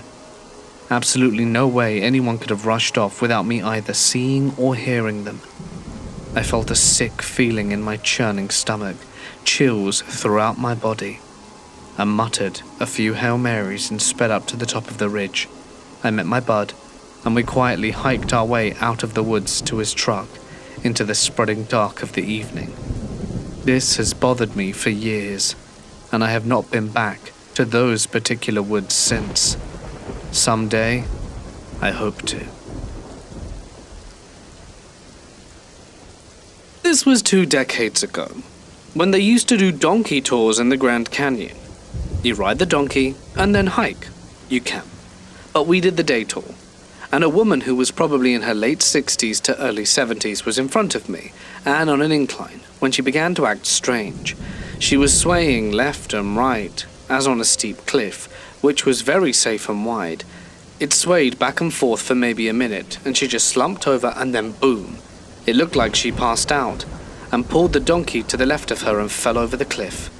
I saw her tumble over, and then was just gone. I can't remember how far down the fall was, but it had to be over 100 feet. Immediately the guide jumped off at the front and ran over and let out an audible scream before stopping after realizing she had a tour with her. A few people got off their donkeys and she stopped them from peering over. A few of the other guides looked over and they made some radio calls, and then we proceeded. It was very obvious that something very serious had happened, but we never found out what. I'm pretty sure I watched a woman fall to her death with a donkey at the Grand Canyon, and I don't know if I'm okay about it. I was on a Duke of Edinburgh expedition a while back, and we were starting to get very tired. I noticed it was starting to get very dark. We decided to stray off route and find a quicker way to the campsite. The way we chose took us through an extremely boggy road. I did the Duke of Edinburgh Award cycling back then, so this kind of stuff was extremely difficult, out in the middle of nowhere. As we went on, it started pouring down with rain, but we quickly spotted a broken down barn that still had its roof slightly intact, so we decided that would be the best place to be, and stopped off there to try and wait out the storm. As we were chatting about how crap this experience had been so far, I noticed something to the side of me. It was a door. And I know what you're thinking. It's just a door, nothing wrong with it. Well, that's where you're wrong. It seemed out of place with the barn, as it looked refurbished and it had a huge padlock on it. The padlock didn't look rusted, no, it looked brand new. I just thought it might be a coincidence, maybe, until I looked closer and realized that on the door, spray painted on there, was a sign saying free candy. Well, that did it to me, I told my friend. At this point I got freaked out, so we informed the rest of the group about it. However, instead of picking up our bikes and leaving, one of us decided to basically act like they weren't scared. So they went up to the door and knocked 3 times. At this point, me and my friends were ready to get out of there. And I'm never going to forget this, as 3 knocks sounded instantly after the boy knocked 3 times on it. And they weren't short separate knocks. Oh no, they were in a beat. I instantly bolted out of there with my friend, with the others not too close behind. It was definitely the scariest moment of my life. I had no intention of finding out who or what was hiding behind the free candy door in the middle of the woods, and I don't think I want to find out. I'm a 23-year-old female, and was recently in Africa on vacation with my family, and we stayed 2 nights at a desert camp in the Sahara. The first night, my sister and I were talking and hanging out with these guys who worked there, and they were all around our age, maybe 20 to 35. It seemed they were just friendly and harmless. I noticed at the campfire that night that one of the guys started paying more attention to me, and I felt a little uncomfortable, but figured it was just a language barrier or something. So out in the desert, you can see the stars really well, and even the Milky Way on clear nights. But you have to wait for the moon to go down, which is around 2 a.m. I guess it's a normal thing for the guys to come out around the tents, which are luxury furnished tents with beds, lights and toilets and showers, as well as locks on the doors, and knocked on the door to see if you're awake and wanted to come out and see the stars. My sister and I were sharing a tent, my parents in a separate one across the walkway.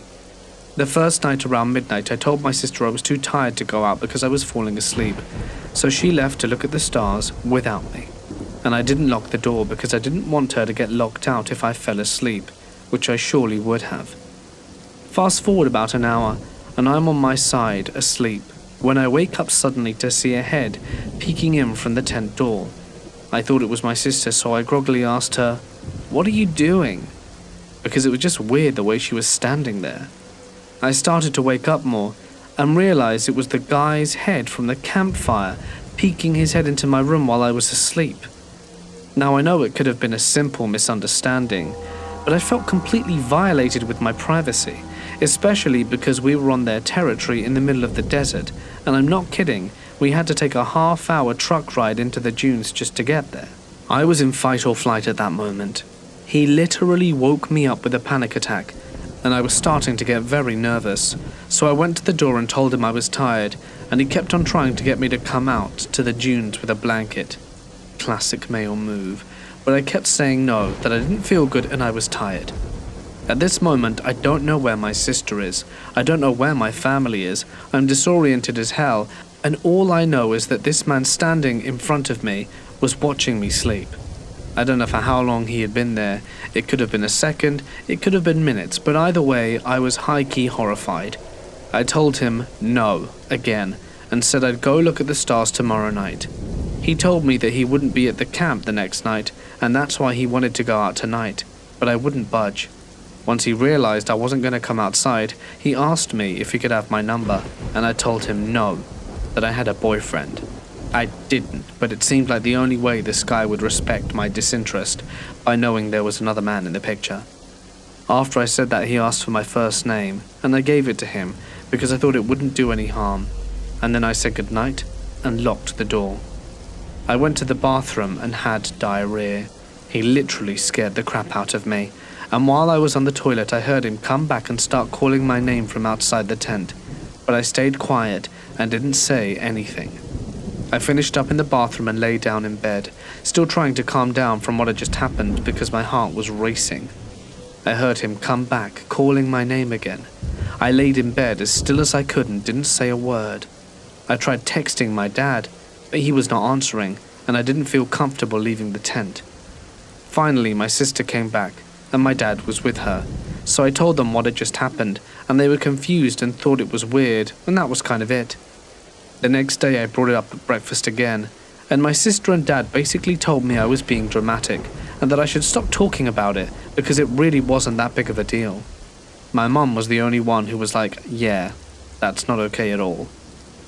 The second night, my sister and I were both out under the stars, talking to the guys and relaxing. Keep in mind it's very dark and you can't see any faces, so I was having a normal conversation with one guy and I couldn't see him. After a while, he asks if I remember him and I'm like, no, well I can't see you. So he shines a light. And wouldn't you guess it's the same one from my tent. I especially wasn't expecting him to be the dude in front of me because he told me he wouldn't be there that night, which leads me to believe he picked up a shift just to see me, but I can't be sure. But surprisingly, he was fine that night and respected my boundaries, so I didn't say anything to the guys who ran the camp. I was planning on doing so if he did anything remotely uncomfortable, but he didn't. The next morning we left the area, and for a few days later I started getting message requests on Instagram. Would you believe this guy found me? I tagged the whole entire desert. Like, you're telling me he found me on my name and a location. Not even a specific location, the entire desert. My name's not unique either. He messages me, and although I'm creeped out, I'm thinking, okay, well he's harmless now, might as well see what he says. He says, direct quote, "You know, I'm really happy to find your account. I was looking all the time," which I found highly creepy to say to someone, but again it could just be a cultural difference. I didn't answer and he messaged me again a few days later saying, "Hey, how are you?" But yeah, I'm curious to think if you guys think I'm simply overreacting, or if I was right in telling this guy to get lost. It could have just been harmless, but still. My boyfriend and I get off work at around 10, and at 10:30 we grocery shop at work. It doesn't close till midnight, and then we were heading home, and we take the cuts. On our way home, we saw a slender but muscular person running naked across the road like an animal on all fours. The more we stared, the less human it looked. Muscular thin legs and hair and fur running down its butt down to the calves. It was a curve next to a canal, so as we turned to see it and our light beam shined on it, and my light shined on the orchard it ran into, those trees were leafless and fairly apart, so we were able to see how it ran into the trees. My boyfriend and I saw it and both agreed it was no human nor monkey, just some wacky looking creature. I recently told my friend, and she told me it was a Wendigo. We lived in Central Valley, California, and it's one of the strangest things I've ever seen. I'm from Spain, with family from Italy. This story is 100% true. Me and my dad and my brother are all three familiar with camping and nature. We don't get scared easily, and we aren't really superstitious or whatever. This happened in 2010. I was 8, and we were on summer vacation in Italy, in the region of Tuscany, where some of our family is from. My brother, my dad, and me were hiking in the country, far away from any towns or any other forms of big civilization. We were not very familiar with this route though, when all of a sudden we stumble across what looks like an abandoned Tuscan farmhouse, not very big though. We all looked around, yelling and asking whether if there was someone there. It looked very abandoned. The door was missing, plants were growing all over the place, and it was safe to say that no one lived there. So since we love adventure, and it didn't seem like a bad plan to do with 2 children, we decided to have a look at the place. As we're going to enter the house, out of nowhere comes a barn owl flying out of the house. It was dark in there, so we had a quick scare, but nothing too bad, just an owl, right? Now we enter the house, and we find the typical stuff you would imagine to find when you're in an abandoned house. Cutlery and plates on the ground, a candle, some old paintings, nothing really valuable though. Now we see an old wooden ladder that leads up to a hole in the ceiling. It was not a very big hole. My father couldn't fit.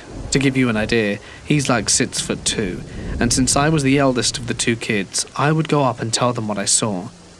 Now I went up the ladder, and I got into a room, where I could barely see because the windows were covered with boards, so I could make out some stuff by a few rays of sunshine that would get in through the gaps. I could see graffiti signs, typical for an abandoned house, right? And I saw another room. So I told my father and brother that I would advance to there and see what was up. As I opened the rotted wooden door, I immediately stood still. A disgusting, rotten smell penetrated my nose and I nearly gagged. I wanted to know what caused this stench. Then in the corner of the room, I could make out a silhouette.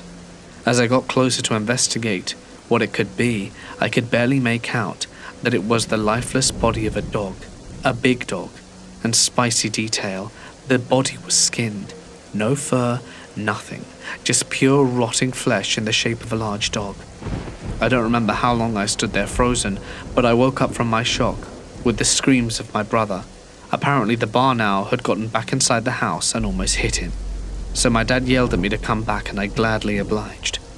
When I got back downstairs, I told him what I'd seen, and the look in his eye was of a man who was scared crapless, but didn't want to admit it in order not to scare his children. He just got close to my ear and whispered to run, and we ran out of the place and never went back.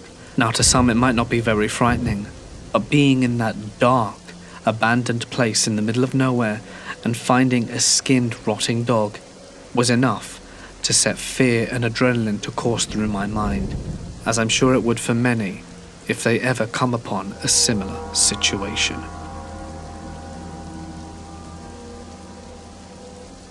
This happened a few years back. I was down in Whistler, British Columbia, Canada, near the train wreck for a hike with a few friends. Well, a few of the guys decided it would be smart to go down and cross the river Cheakamus on a log. This is not a river many people make it out of if they fall in, which is something rescue informed us of after. Well, one of the guys happened to slip about halfway across. He fell down and for a few minutes managed to hold on to this log just before some pretty strong rapids. He was sucked in. But luckily for him, there just happened to be a little, slightly calmer break-off area with another tree across that he wedged himself into. With just his head above water and a bunch of friends helplessly watching from shore, there wasn't much we could do. Well, this guy struggled to no avail. All of us thought this was going to be the end for him, when suddenly a random German guy comes up. He hears us all in a panic, goes down the steep hill, walks right into the river, and pulls our friend out, and then leaves. Like it never happened. We never saw him again. The friend now has a kid with a girl he's been with for a few years, and seems like he's pretty happy. That was the wildest day of my life, and it gives me anxiety just remembering it. He owes his life to this random German dude who was fearless. A buddy of mine is a Marine and was doing an exercise deep in the woods with his unit one day, and he eventually got lost.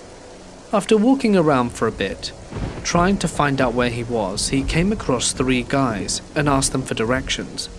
They pointed him in the direction of his camp and he was able to get back. Shortly after he got back, he and his unit started to pack up and leave, and he told his sergeant that there were still guys out in the woods. His sergeant said that he was the last one back, and they were waiting on him to leave. He told his buddies about it, and it turns out that another unit that did exercise in the area way back in the day had 3 Marines go missing.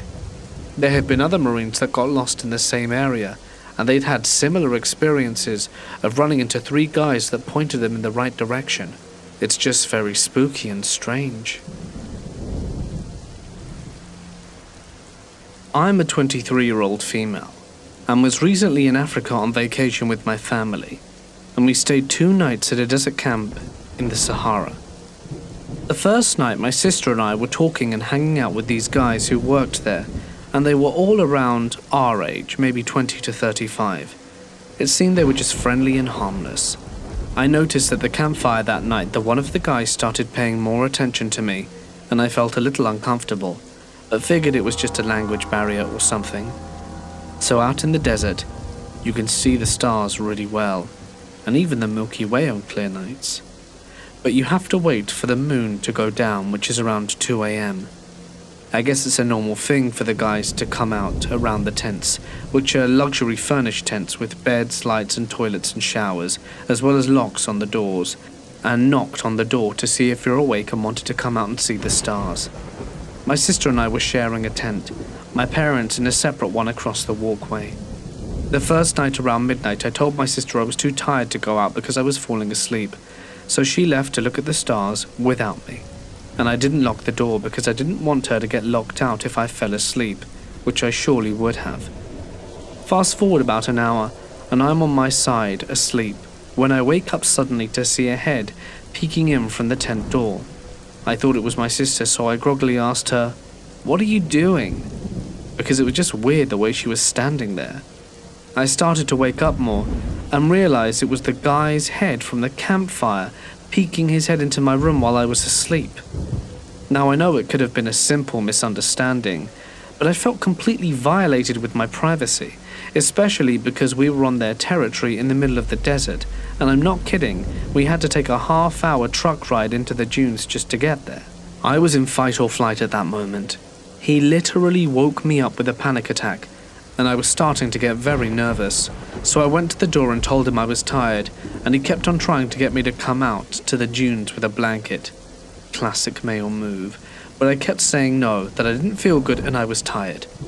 At this moment, I don't know where my sister is, I don't know where my family is, I'm disoriented as hell, and all I know is that this man standing in front of me was watching me sleep. I don't know for how long he had been there. It could have been a second, it could have been minutes, but either way, I was high-key horrified. I told him no, again, and said I'd go look at the stars tomorrow night. He told me that he wouldn't be at the camp the next night, and that's why he wanted to go out tonight, but I wouldn't budge. Once he realized I wasn't going to come outside, he asked me if he could have my number, and I told him no, that I had a boyfriend. I didn't, but it seemed like the only way this guy would respect my disinterest by knowing there was another man in the picture. After I said that, he asked for my first name, and I gave it to him because I thought it wouldn't do any harm, and then I said goodnight and locked the door.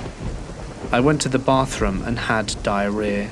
He literally scared the crap out of me, and while I was on the toilet I heard him come back and start calling my name from outside the tent, but I stayed quiet and didn't say anything. I finished up in the bathroom and lay down in bed, still trying to calm down from what had just happened because my heart was racing. I heard him come back, calling my name again. I laid in bed as still as I could and didn't say a word. I tried texting my dad, but he was not answering, and I didn't feel comfortable leaving the tent.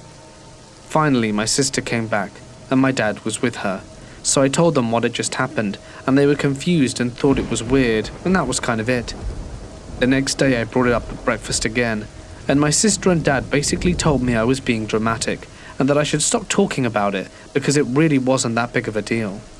My mum was the only one who was like, yeah, that's not okay at all. The second night, my sister and I were both out under the stars, talking to the guys and relaxing.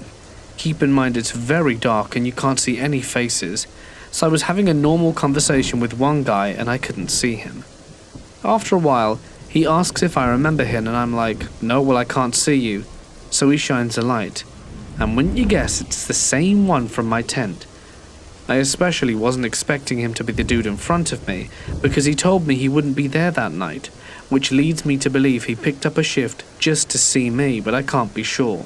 But surprisingly, he was fine that night and respected my boundaries, so I didn't say anything to the guys who ran the camp. I was planning on doing so if he did anything remotely uncomfortable, but he didn't. The next morning we left the area, and for a few days later I started getting message requests on Instagram. Would you believe this guy found me? I tagged the whole entire desert.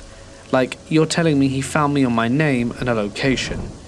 Not even a specific location, the entire desert. My name's not unique either.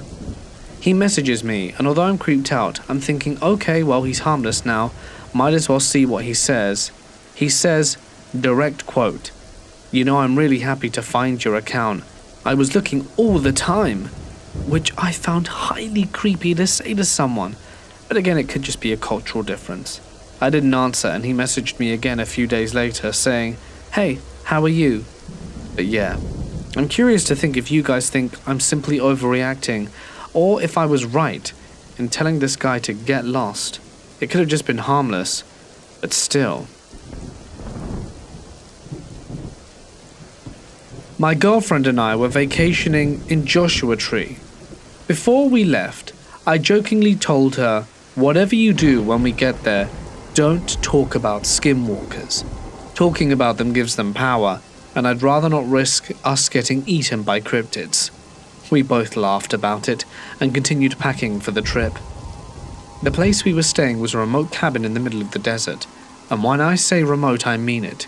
No other houses around for at least a mile, and a perfectly dark night sky.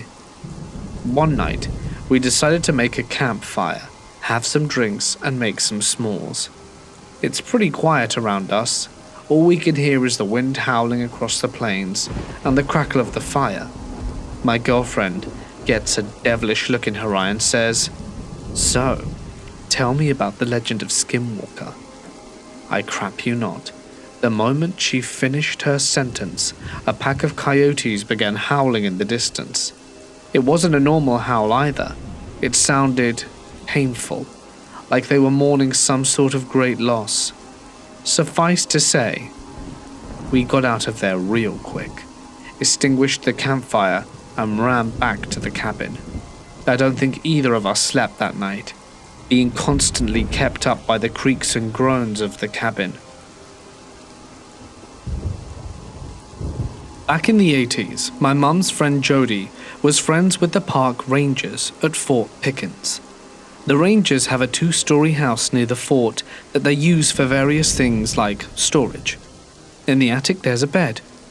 Well, Jody was hanging out with the rangers while they were working, and she got a migraine from the heat.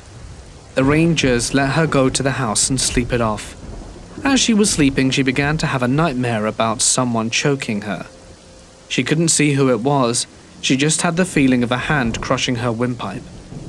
It felt so real that it woke her up, but the choking didn't stop there. Standing above her, she saw a black figure, just a silhouette of a person. I don't know how long she was being choked for, but once she got free, she ran from the house and never returned again.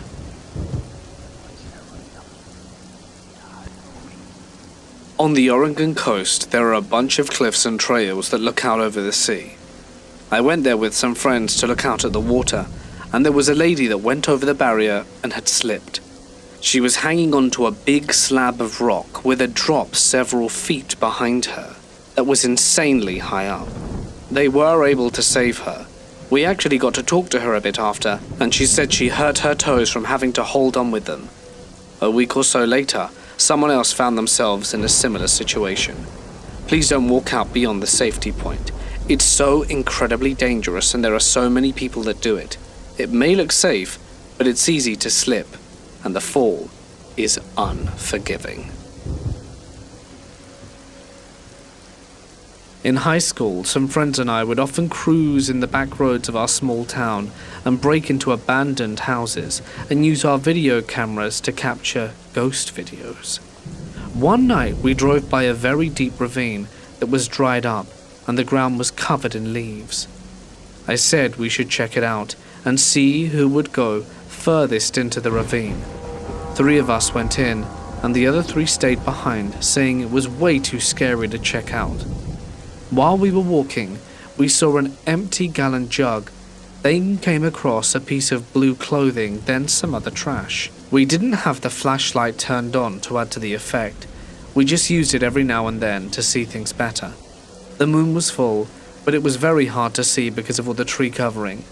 When suddenly a cold chill ran down my back and I felt like we weren't alone.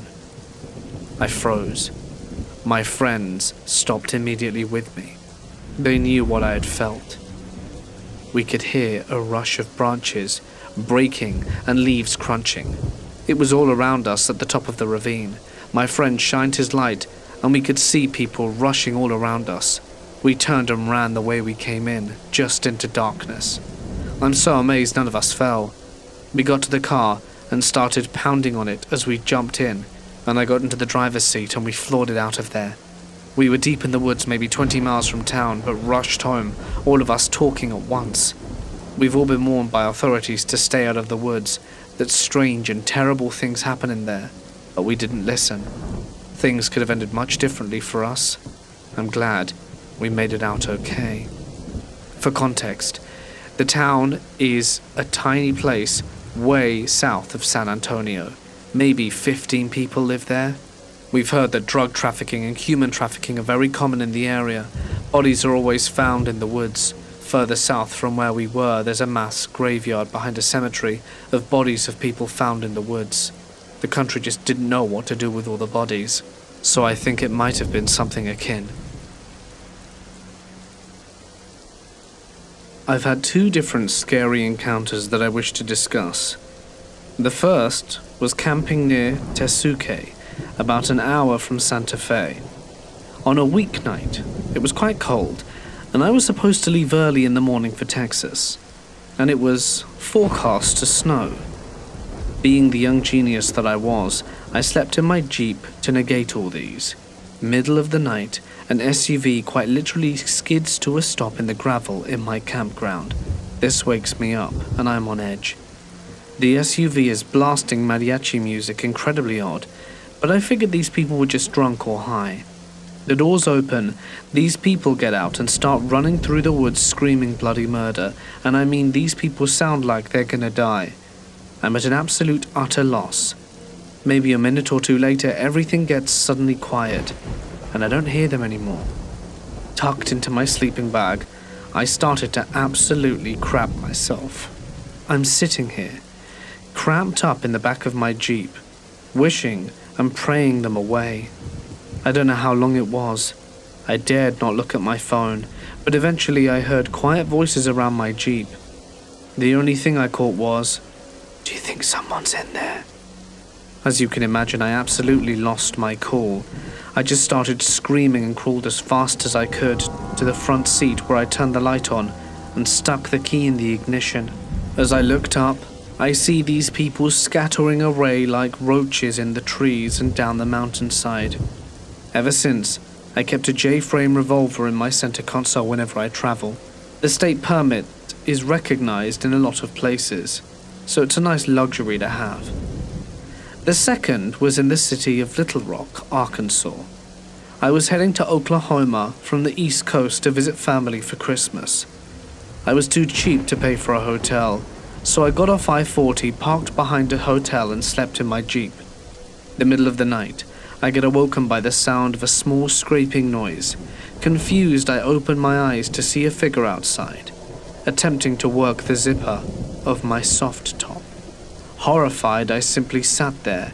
It wasn't until they managed to stick their hand through the small opening they had created that I reached out, grabbed the nearest thing to me, which was a Coleman lantern, and smashed their hand with it. Without waiting to see the result of this, I jumped into the front seat, worked the ignition and peeled out of the hotel parking lot, faster than I think I've ever left anywhere else. I didn't stop for gas, red lights, breakfast or anything. Just merged straight onto the I-40 and continued west for almost 30 miles. Needless to say, it was the last time I ever slept in my Jeep. Late fall in 2010, in northern Canada, I went deep into the wilderness with my father and my eldest brother to hunt for moose. We left in the early morning, just before sunrise, trying to cover as much distance as possible before nightfall. We traveled winding rivers and had to repeatedly portage over rapids all day. We decided to set up camp just over halfway to our destination. My father figured that we'd make the most of the journey tomorrow. Well, when everyone bedded down for the night, I decided to grab some firewood and relieve myself down by the bank of the river, just out of the reach of the light from the campfire. Out from the tree line about 15 yards away, I could hear rustling in the bushes. I watched the area where I heard the noise and focused on that spot. I felt kind of funny, lightheaded, and could smell this putrid stink, like old milk or rotten food. Then I saw the trees start to morph and move ever so slightly, and begin to take the shape of a head and slight facial features. My eyes began to adjust to the darkness along the tree line, and I could hear this voice coming from there. "Hello, I've missed you. Come see me." I smiled and stepped forward a bit but stopped to analyze the situation. My relatives' faces stopped smiling and became emotionless. The skin began to turn pale and peel away. Chunks of flesh from their cheeks began to fall, and I felt shock and fear overwhelm my body. I couldn't make sense of it all, so I started to back away and make my way to camp. I didn't realize at the time that I had been walking towards the voice, and I was further away from the firelight. The voice became angry and began to shout to me, "Come here." So I turned to run away, but as I looked back one more time, I saw the most disgusting thing I'd ever seen. It was rotting flesh on gnawed bone, caved-in eyes, and a hollow chest cavity. This creature was super thin, and I ran as fast as I could, trying to yell for help, but the fear made my voice quiet and raspy. I ran along the riverbank, and I could hear the heavy breaths and stomping feet from this thing right behind me. I made it onto the top of the riverbank, but it grabbed a hold of my leg as I jumped up. I gripped and tore the grass trying to lift myself and yelled as loud as I could. Then finally my voice came back and I yelled, "Someone has my leg!"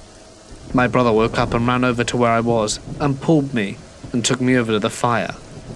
I was terrified, trying to explain what I saw and that it looked like my relative but wasn't.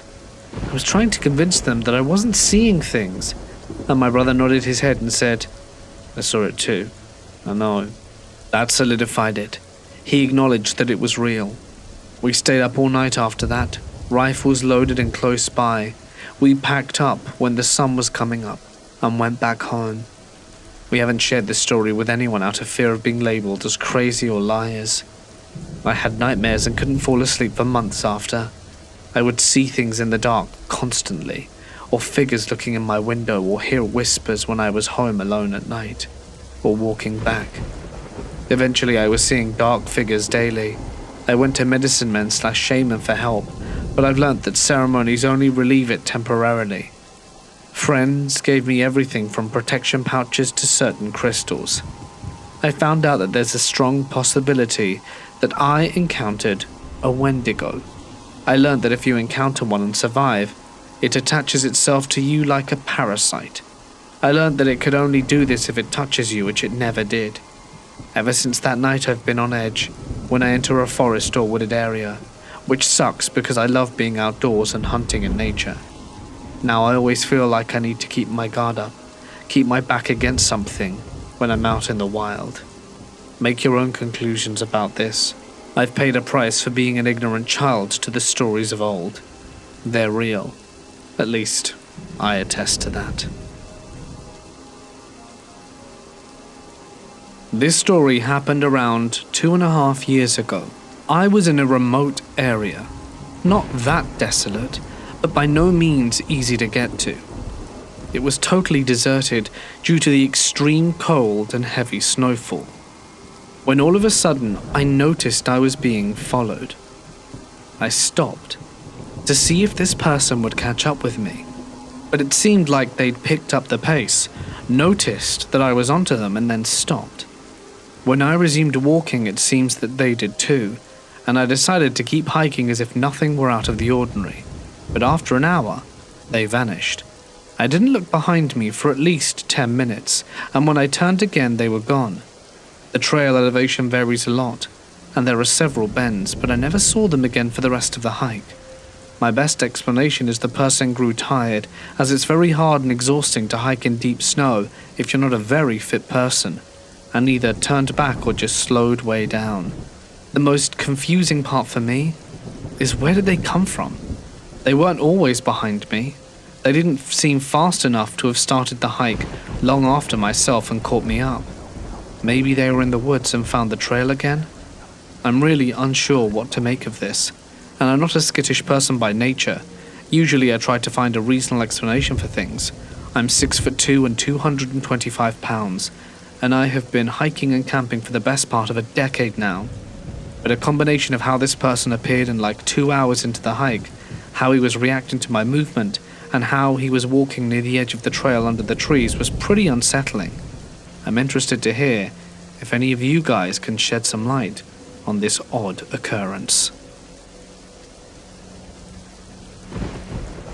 This happened as we were leaving Umpqua Hot Springs in Oregon, when these girls ran past me and my girlfriend really fast towards the parking lot. They quickly shouted, "Accident," or something similar. We get to the parking lot, and it turns out 2 minutes after we left, someone found 2 people lying at the base of this cliff below the springs. We had just been in the hot springs at the base of the cliff. I have pictures of us bathing and smiling, not knowing that there was a dead and seriously injured person maybe 40 yards away, hidden by the trees. Fortunately, the other person survived. When I was around 10, I ran away from home. My ex-stepfather and his wife took me way up into the mountains and hid me. Everything was fine until my stepdad's friend came to our camp. Not sure why my stepdad and his wife left, but they did, leaving me alone with this friend.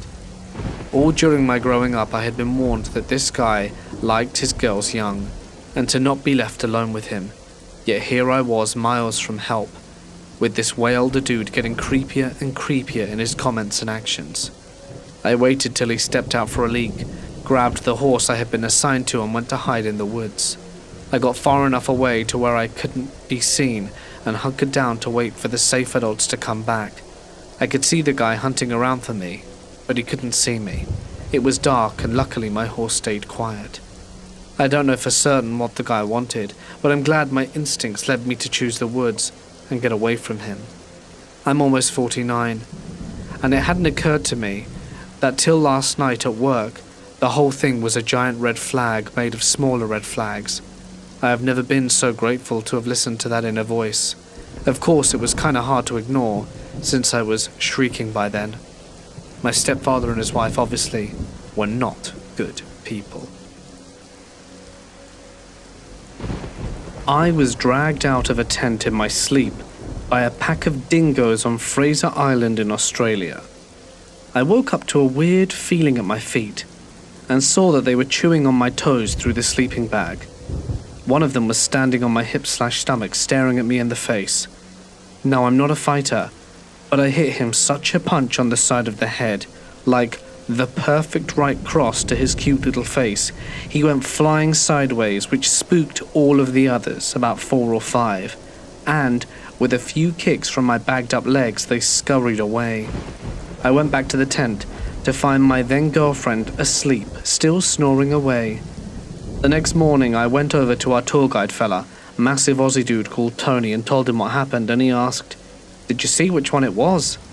And funnily enough, I did. He had a yellow-blue tag in his ear, as they're all tagged on the island. And I remember because they're the Wicklow colours, where I'm from. And Tony just said, "Ah, yeah, that one's a prick." I ended up punching quite a bit of wildlife in my year there, but Australia definitely started it. I was around 11 or 12, riding in the back of my friend's mum's SUV. We were visiting a friend of hers that had apparently lived deep in the woods of northern New Jersey. It was late at night, maybe 1 a.m., but the high beams of the vehicle were bright enough for me to make out either side of the road we were traveling on. I saw what I thought was an animal running awkwardly next to the car, which I thought was extremely odd considering I glanced at the speedometer and we were pushing 45. I was able to catch a clear view of it for a split second, and it looked like a human running on all fours. But one thing I remembered about it was how pale and grey the skin was. 1 second, it was on the right side of the vehicle, and then it seemed to have jumped over our car and vanished on the left side. To this day, I'm still confused about what it could have been. After some investigation, I did manage to find mention of a creature called a skinwalker, and think that that is probably what it most closely resembles. But if it was that, or something else that I saw that night, I'll never be able to say with certainty. I was in a rural part of Oklahoma for work near the end of last year, and as I was crossing a bridge in a vehicle over a river, I looked down and saw what I swear was a huge gorilla. Haunched over, deep black fur, and it looked like it was scooping water up to drink with its hand. Definitely not a bear. I've seen plenty of those. The road I was on was a stretch between more populated areas, so a lot of forest and not much human activity beyond the occasional cars going through. After the fact that I was speaking with a Cherokee Nation guide who mentioned, without telling anyone what I saw, that the area is a hotspot for Bigfoot sightings. Still not sure whether it was someone in a costume as part of a bid to increase tourism, a gorilla someone has kept as a pet that was released or escaped when it got too big, or if what I saw really was something else. This happened while I was hiking a trail in eastern North Carolina. It turns out a person was found dead about 2 weeks prior. Further up the hill, past where the body was, we discovered a small pile of syringes. We called the rangers to report it, and when they arrived, they treated the whole area like a crime scene. We never did find out what happened after we left, but we were informed that it was a huge break in the investigation. I just wish I knew what it was that they were investigating, and if we managed to help catch a killer. My family and I went on a trip to the Hocking Hills area of southern Ohio a few weeks ago. There was a place that I always wanted to visit, the abandoned ghost town of Moonville Rail Tunnel. I'd never been to this area, so I didn't know what to expect, but I did know it was pretty deep in the woods. We took a trip from our rented cabin using Google for GPS to the location. We start driving, and it's, for lack of better words, real impoverished where we were driving. Hills Have Eyes-esque. We literally only see a few cars on the way there and are on back roads. We get to a point where we need to enter into a forest, and we are close to the tunnel. There was a sign that said we were entering Bubblewood.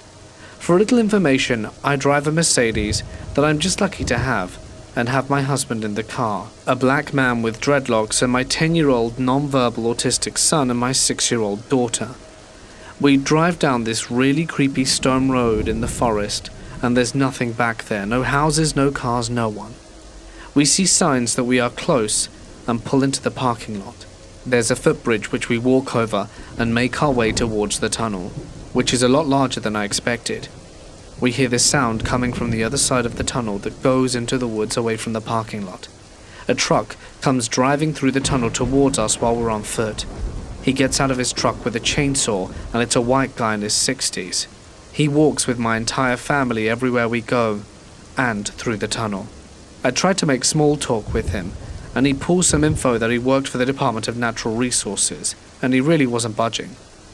We turn around and walk out of the tunnel, and he starts using the chainsaw behind us, and the sound is just echoing through the tunnel.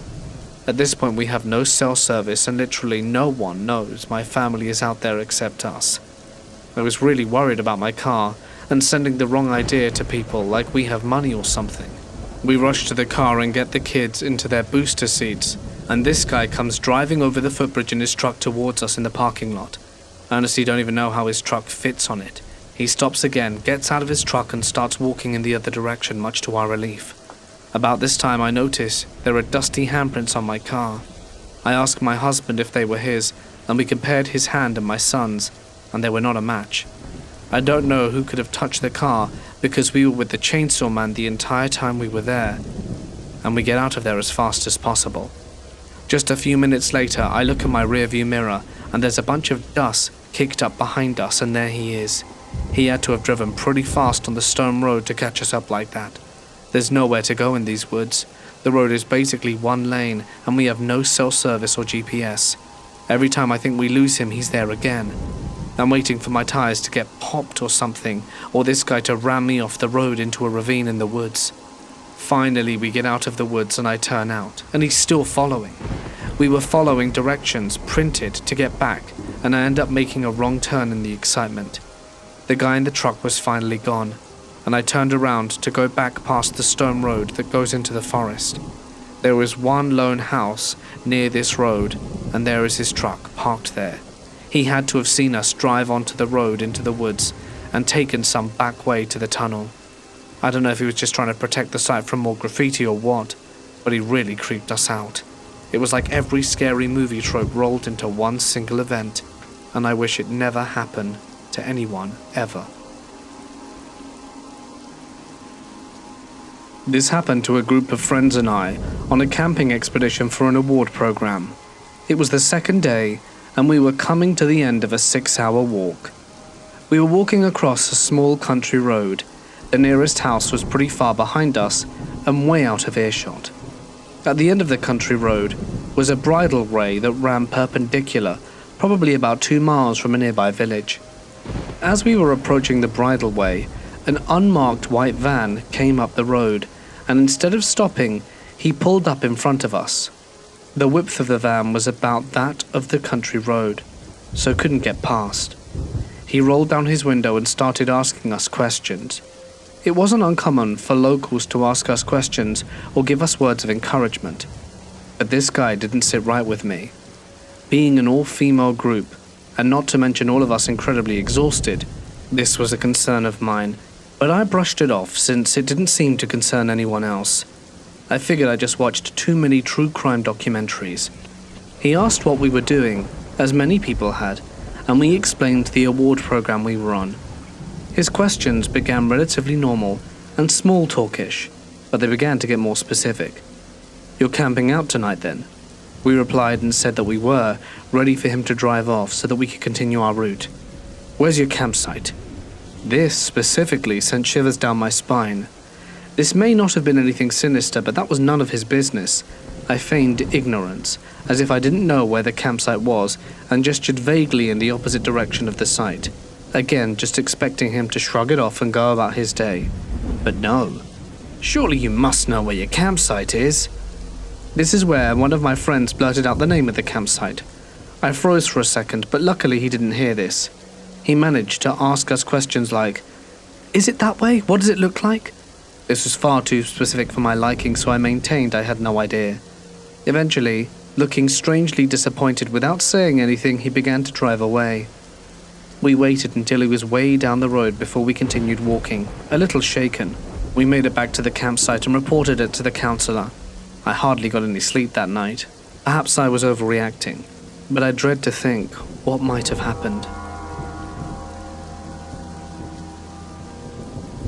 I'm a 25-year-old male. I live in Utah, and I'm curious to know if anyone here has seen what I believe I've seen. You see, this happened to me when I was 17 and in high school, and living with my parents. My house at the time was in a very small town. The backyard faced open, empty fields and mountains for miles before you reached another civilization at all. My best friend lived next door, and we shared this field as our backyard in a way. I have to explain that his house sat and was built on a different street that ended in the field with a small cul-de-sac.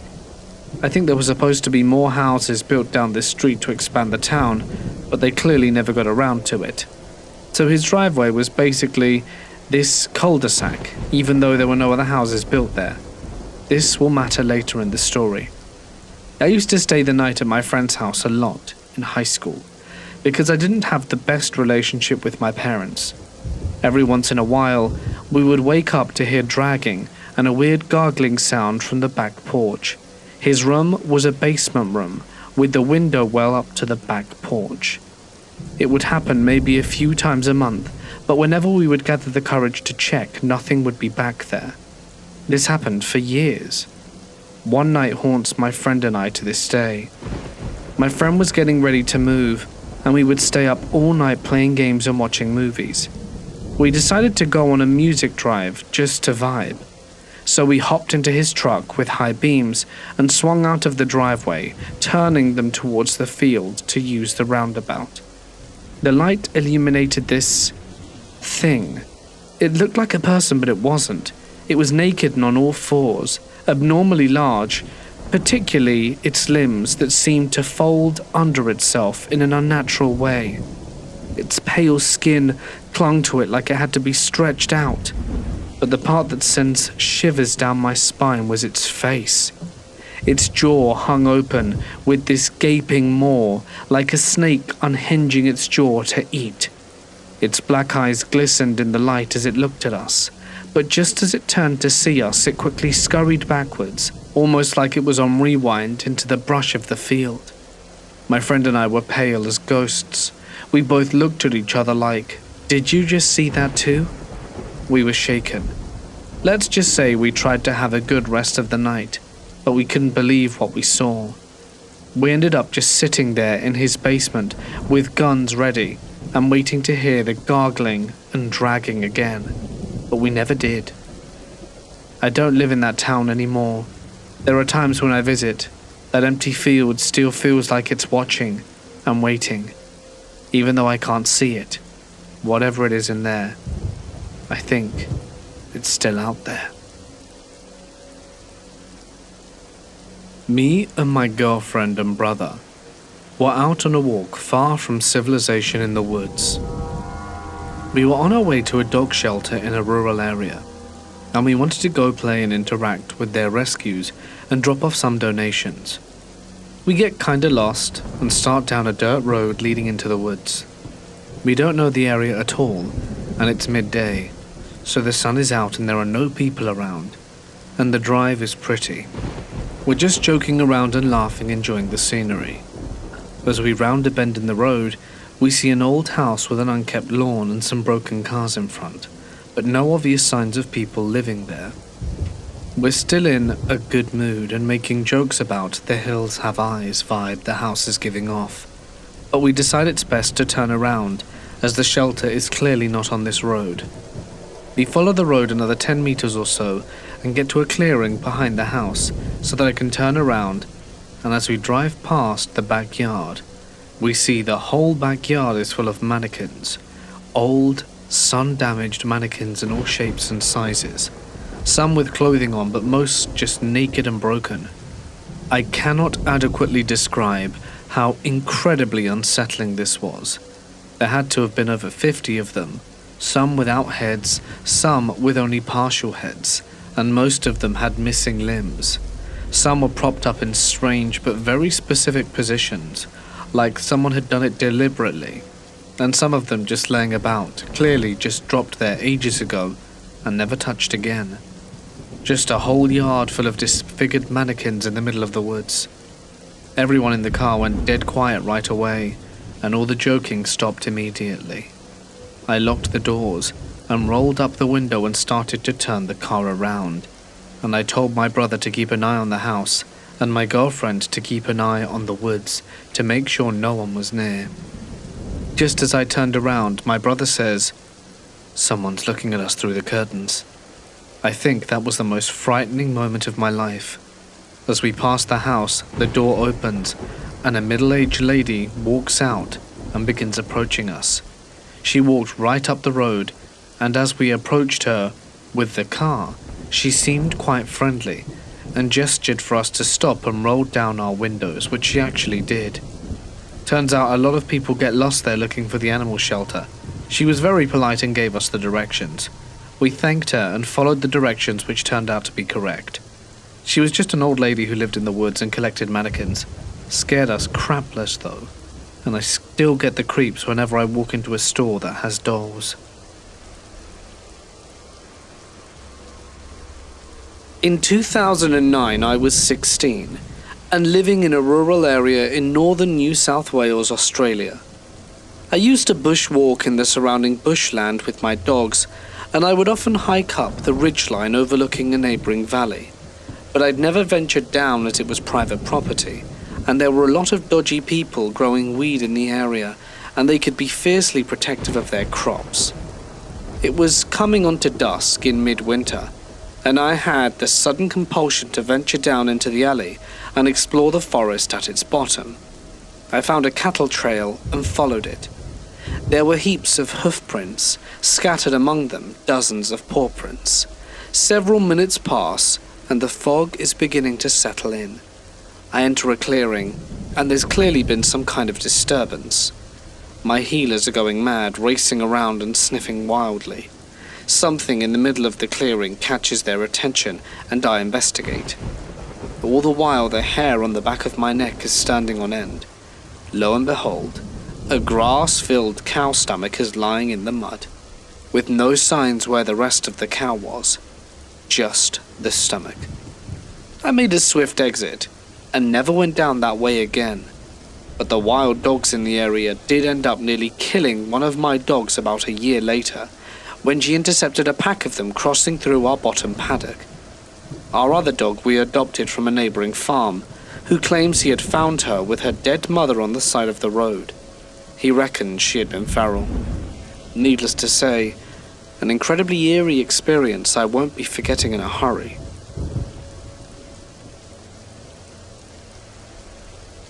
I'm a 29-year-old man, and 3 times a year I head up to the Georgia mountains to camp, fish, and have a great time. But after the last trip, I don't think I will do it again.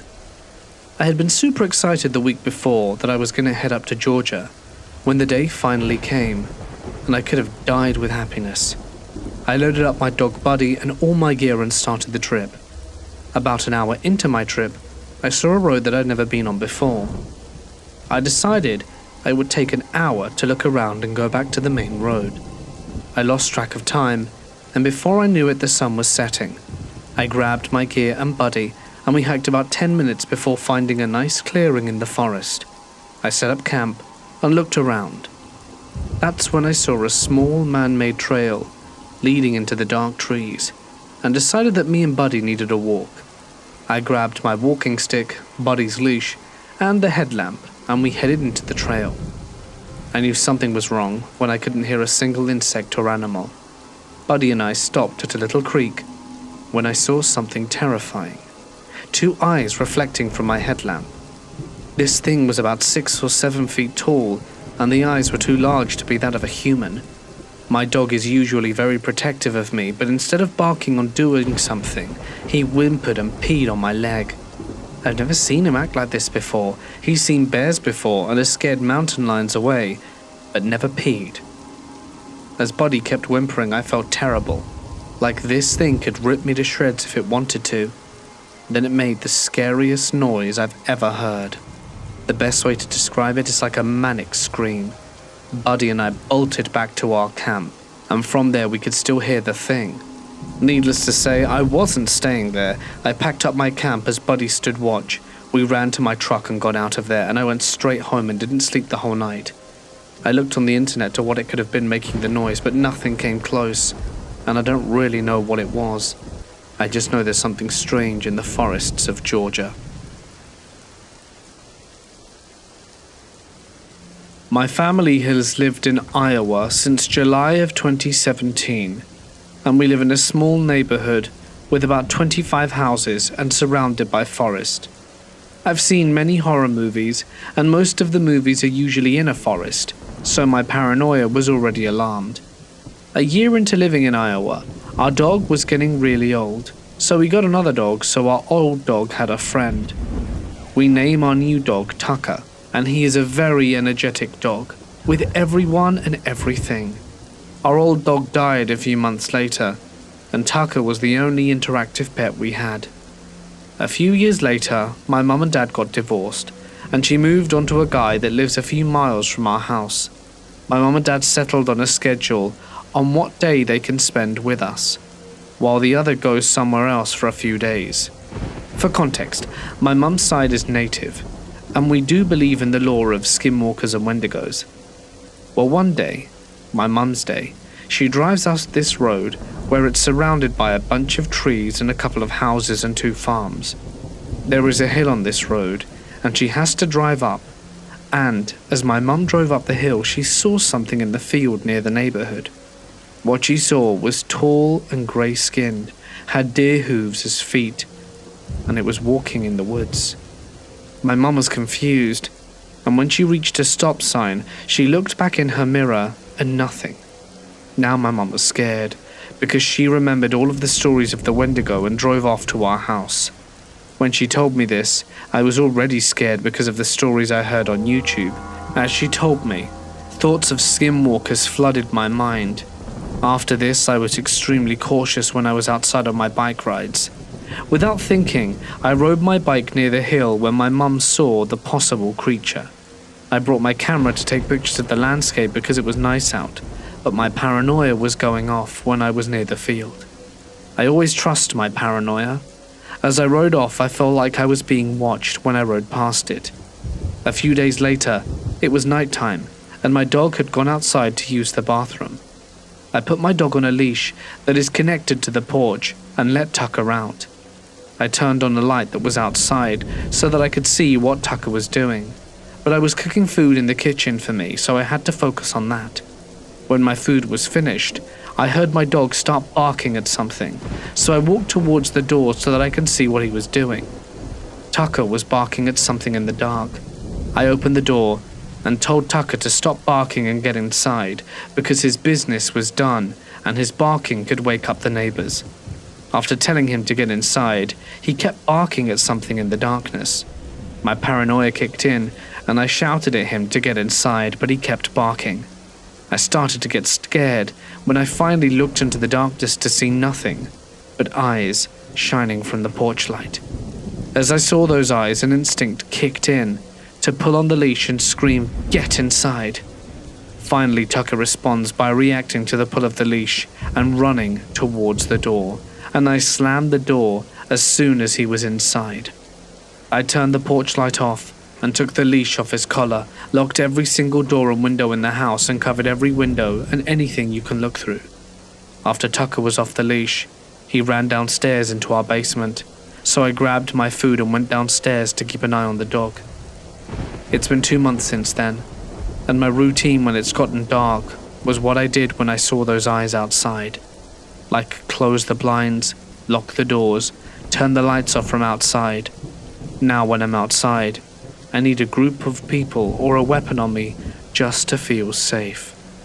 I'm unsure what it is, but any help would be appreciated. This happened my junior year of high school, back when my friends were 16 to 17, so at least 10 years ago now.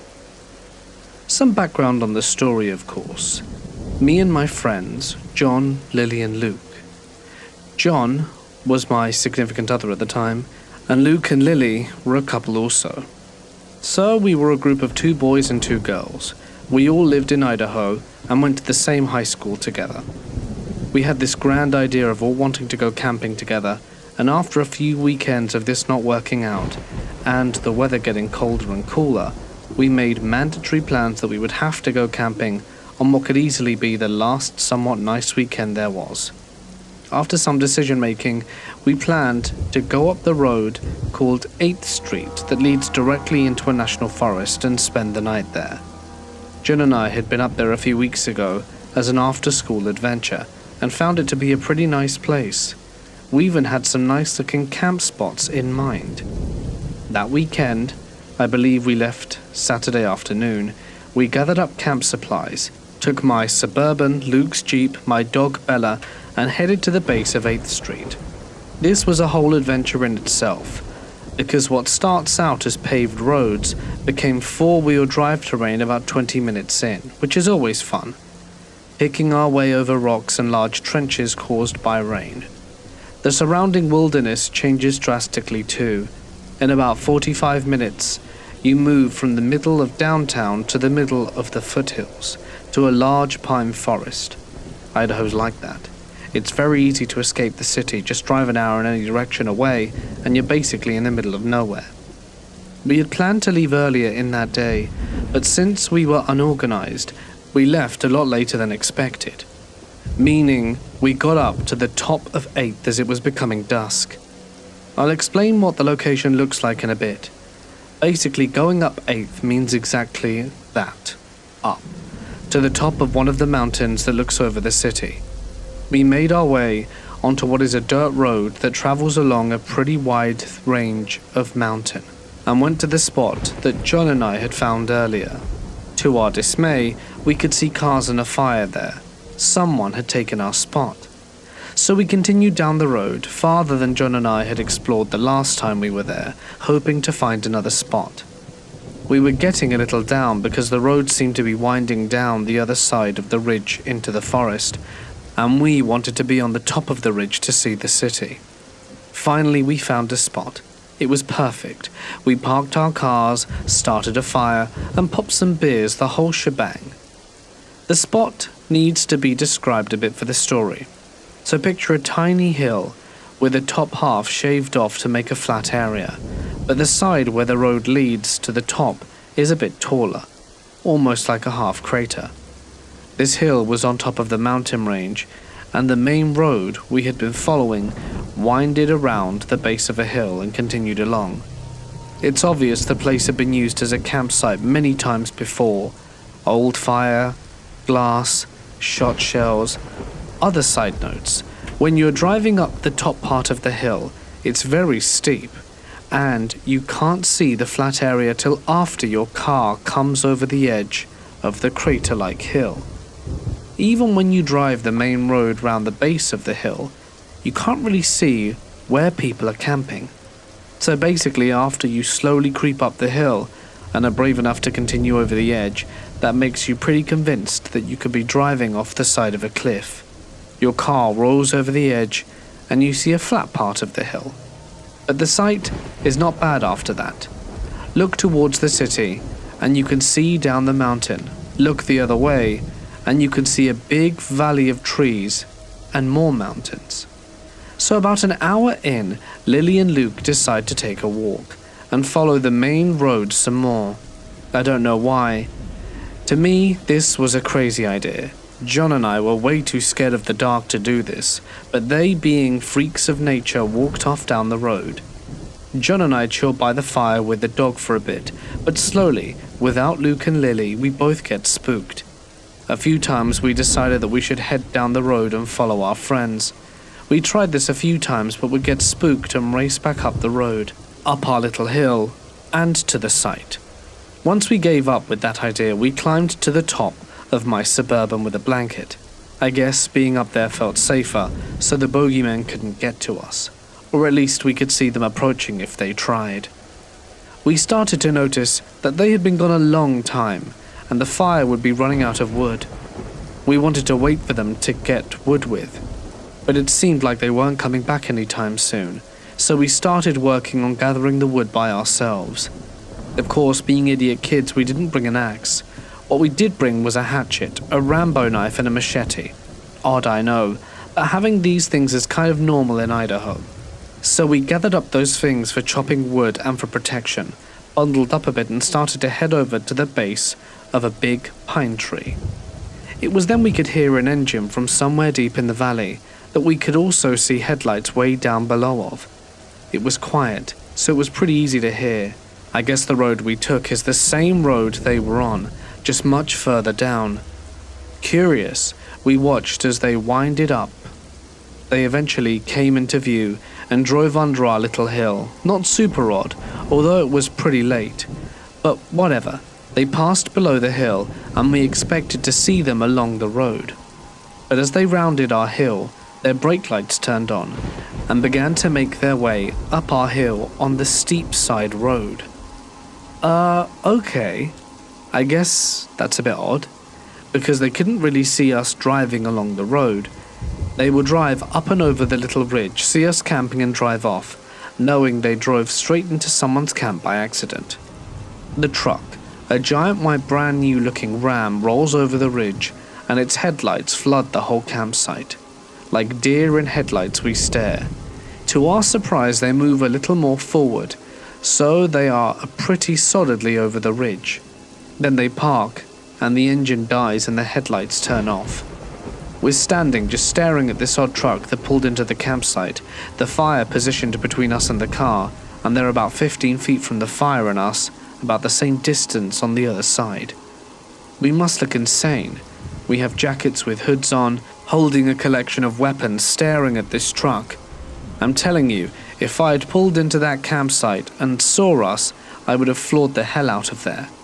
Meanwhile, my dog Bella, a black and white Springer Spaniel, is going crazy with the new intruders, running around the front of the truck, barking and growling and just losing it.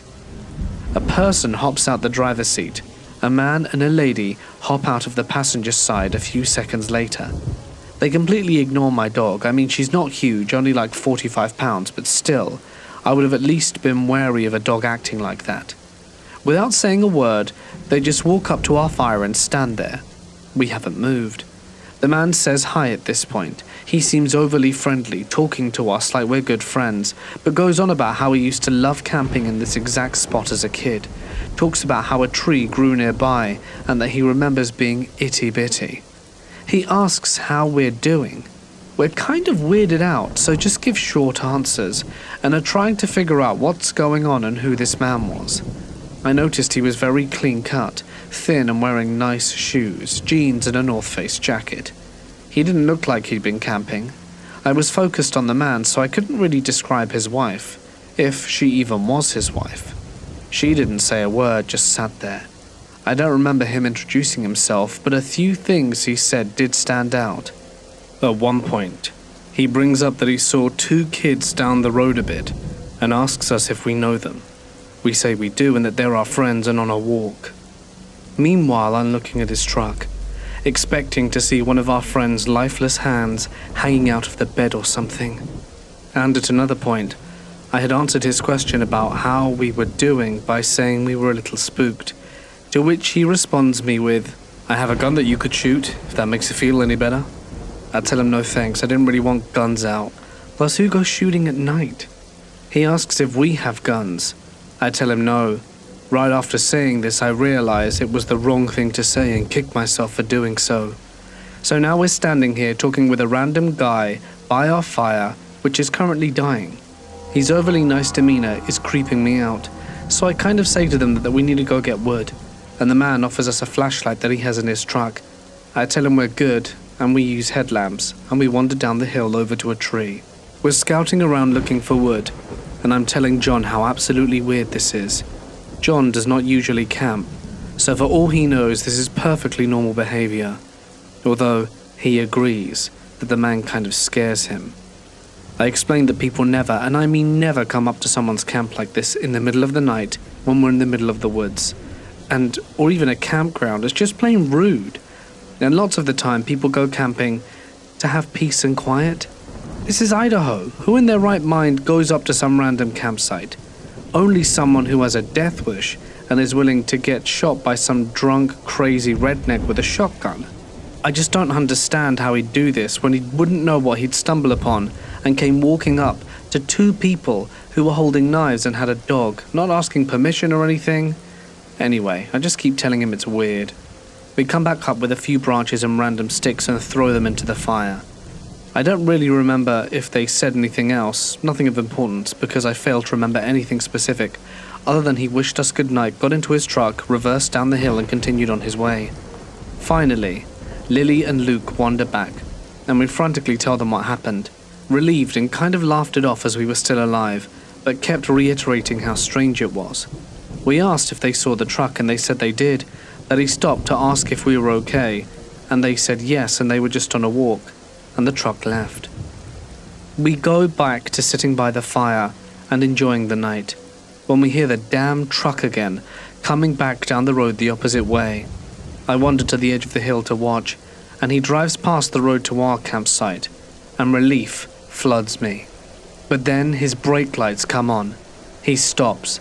He reverses and goes up our little hill. This time I'm convinced he's coming to kill us. Again, the back of his truck rolls over the edge down the ledge and kind of evens out. The truck parks, turns off, and out pops the man. I notice he now has a bunch of branches in the back of his truck. He excitedly announces he brought us some firewood. Thanks? With us trying to drag this huge thing next to the fire. We thank him in a not sure kind of way. He says goodnight, smiles, hops back in and comes down the way he originally came up. We could hear his truck move back down the valley till he was gone. We didn't see or hear from him again. We were car camping and I made sure to lock all the doors, and I didn't sleep that well. half expecting to hear the engine of the truck at any moment throughout the night. It was morning. We spent the day wandering, hiking up and down, and then headed in the late afternoon with no sign of the truck. I did tell my mum. She kind of freaked out, and now she doesn't let me go camping without a pistol. We had some ideas. Maybe he was a forest ranger, or maybe someone looking for potential poachers, or an overly friendly good citizen. Who knows? But like I said, the whole situation made me feel quite strange, and that isn't how you act when you're out in the woods. But he never did pull anything, which matters.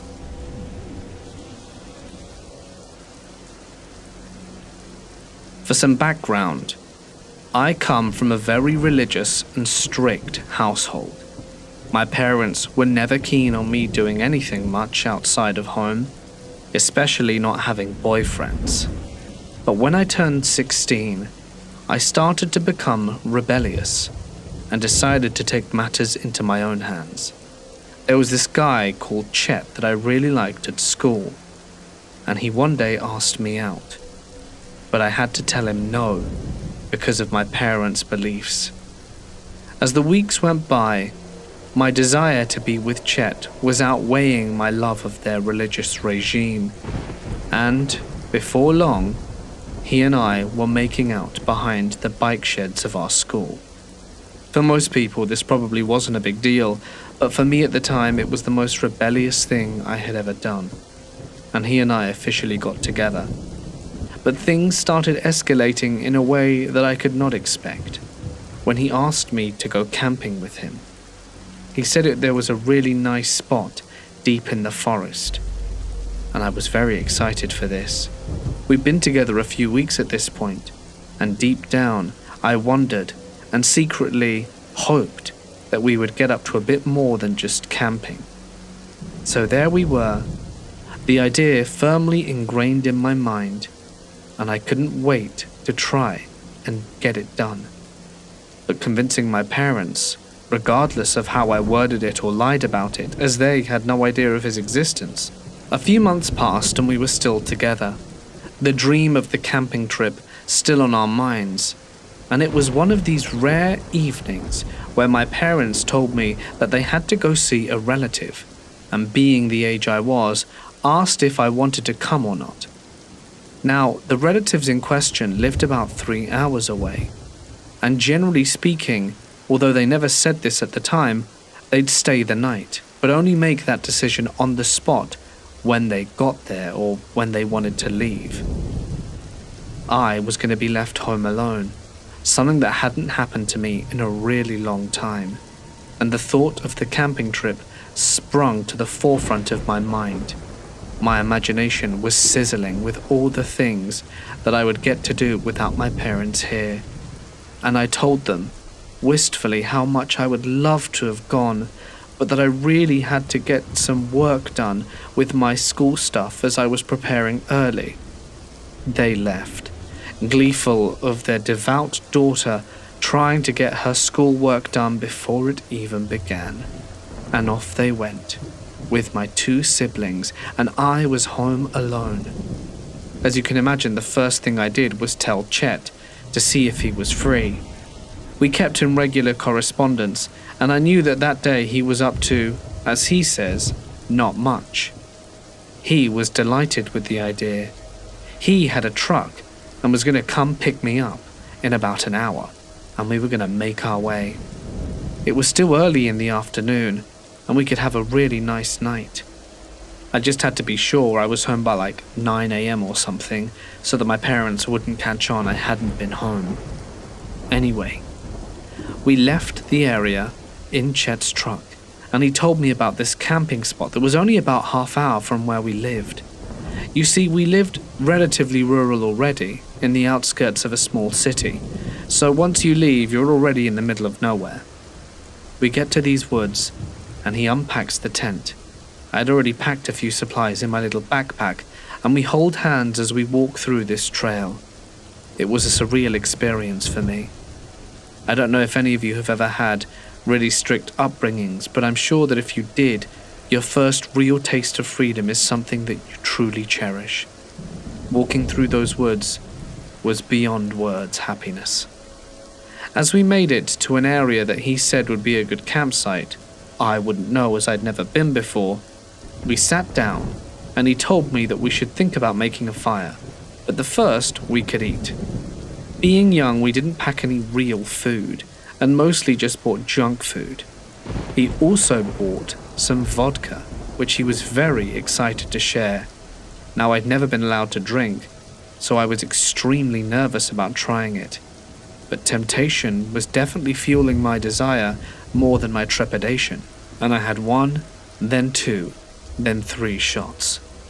We were both sufficiently buzzed, built the tent, hung out in the tent a little while, and before long I was getting pretty tired.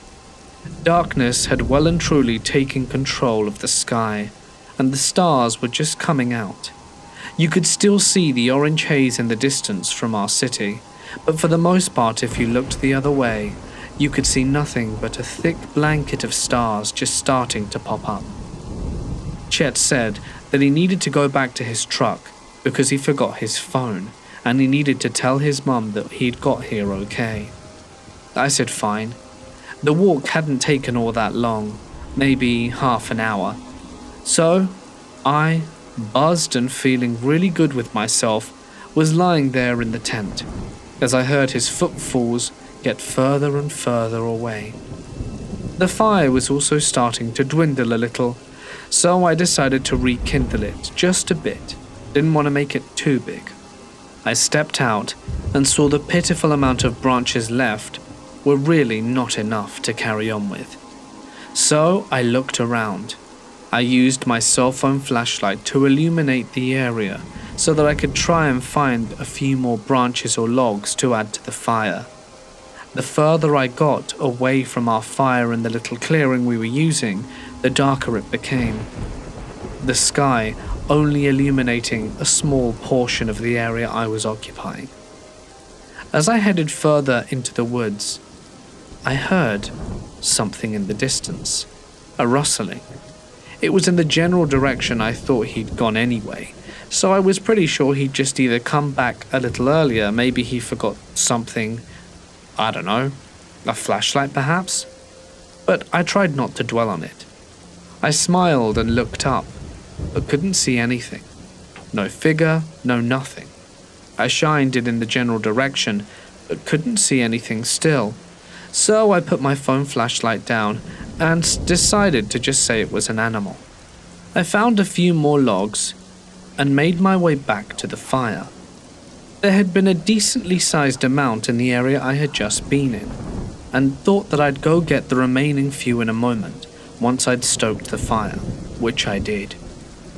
I make my way back to collect the remaining sticks when all of a sudden I didn't realize that there had been a small incline, and my shoe slips in the mud. The moment my shoe slips, I topple forward, and because of this incline, I fall even further and really hurt my leg as I hit the ground with a solid thump. It was a sudden drop after that incline of a couple of feet. It was enough to seriously knock the wind out of me and startle me substantially. I lie there in pain, my phone flung from my hand and who knows where. I couldn't see the light anymore. So here I was in the dark, not knowing where I was and trying to make my way out. I gingerly try and extend my leg, but the pain was intense, so I decided to just wait a little bit. I knew Chet would be a while still, so there was no point yelling, and I wasn't that far from the campfire anyway. Not that I could see the fire from my vantage point, but nonetheless knew he would probably come calling for me and not to worry too much. I was mostly just bored and in pain. That's when I think maybe I can use my hands to help me get up. But I was just getting dirtier, with mud going all over my hands, which I really didn't want. So I sat there on my butt, hugging my hurting knee. After about a minute, or maybe 5, it was hard to tell in that moment, I hear movement again. Optimistic, I shout out that I'm here and that I'd fallen down getting logs and to be careful. He doesn't say anything, which is odd, but I hear movement approaching me. Just as I hear the movement, I hear him call out to me, "Hey, Steph, where are you?" "I'm down here. I fell." "Where are you, Steph?" That was what I just told him. Follow my voice." "Steph, where are you, Steph?" That was strange. He'd said the same thing 3 times. It's almost like he couldn't hear me. At this point, I was starting to get more annoyed than anything. I said I'm right here, but once again he parrots the same line. The strange thing is the tone was also the same. That's when my heart dropped an octave. I was starting to get pretty creeped out, and decided that maybe it would be best to really try and make an effort to make my own way instead of wait for my boyfriend to rescue me romantically. So I push myself up, and I hear the rustling continue, approaching closer and closer. What the hell was going on here? I was starting to get frightened, but at this point was still convinced that he was just around the tree. So I push myself up, and just as I poke my head over the drop, using my hands and my good leg to push me up, do I see not my boyfriend, but a thing, the likes of which I still trouble to comprehend. This creature was tall and raggedy looking, skin grey, with eyes that were red. In the dim light, I managed to make out this figure, and as I looked at him, I think I crapped myself. Fear flooded my body, and I had no idea what to do. I didn't even know what it was. I just knew that it was bad. I couldn't run, I couldn't do anything. It locked eyes with me for what felt like an eternity, and a few moments later, I heard a rustling behind the creature. The creature did not move, did not even blink. That's when I realized it was Chet.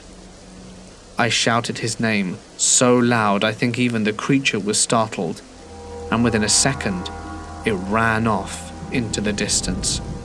I wasn't sure if it was a hallucination, or if I'd even seen that, or if it were real. I had so many questions, but as Chet approached me and pulled me up and started talking and asking how I'd been and how I'd got there, I just burst into tears. Of course, he didn't believe me. He was actually angry and thought I'd made up an excuse to go home early. As you can imagine, the rest of that evening didn't go down so great, and in the morning after he dropped me off, we didn't speak much for the rest of the summer, and broke up shortly after. But that creature haunts my dreams far more than the breakup with Chet, and I wonder deep down what would have happened to me, injured as I was, if he hadn't have shown up when he did to save me from that thing, and whatever the hell it was. Any insight would be greatly appreciated, as it's left me stumped for the better part of half my life.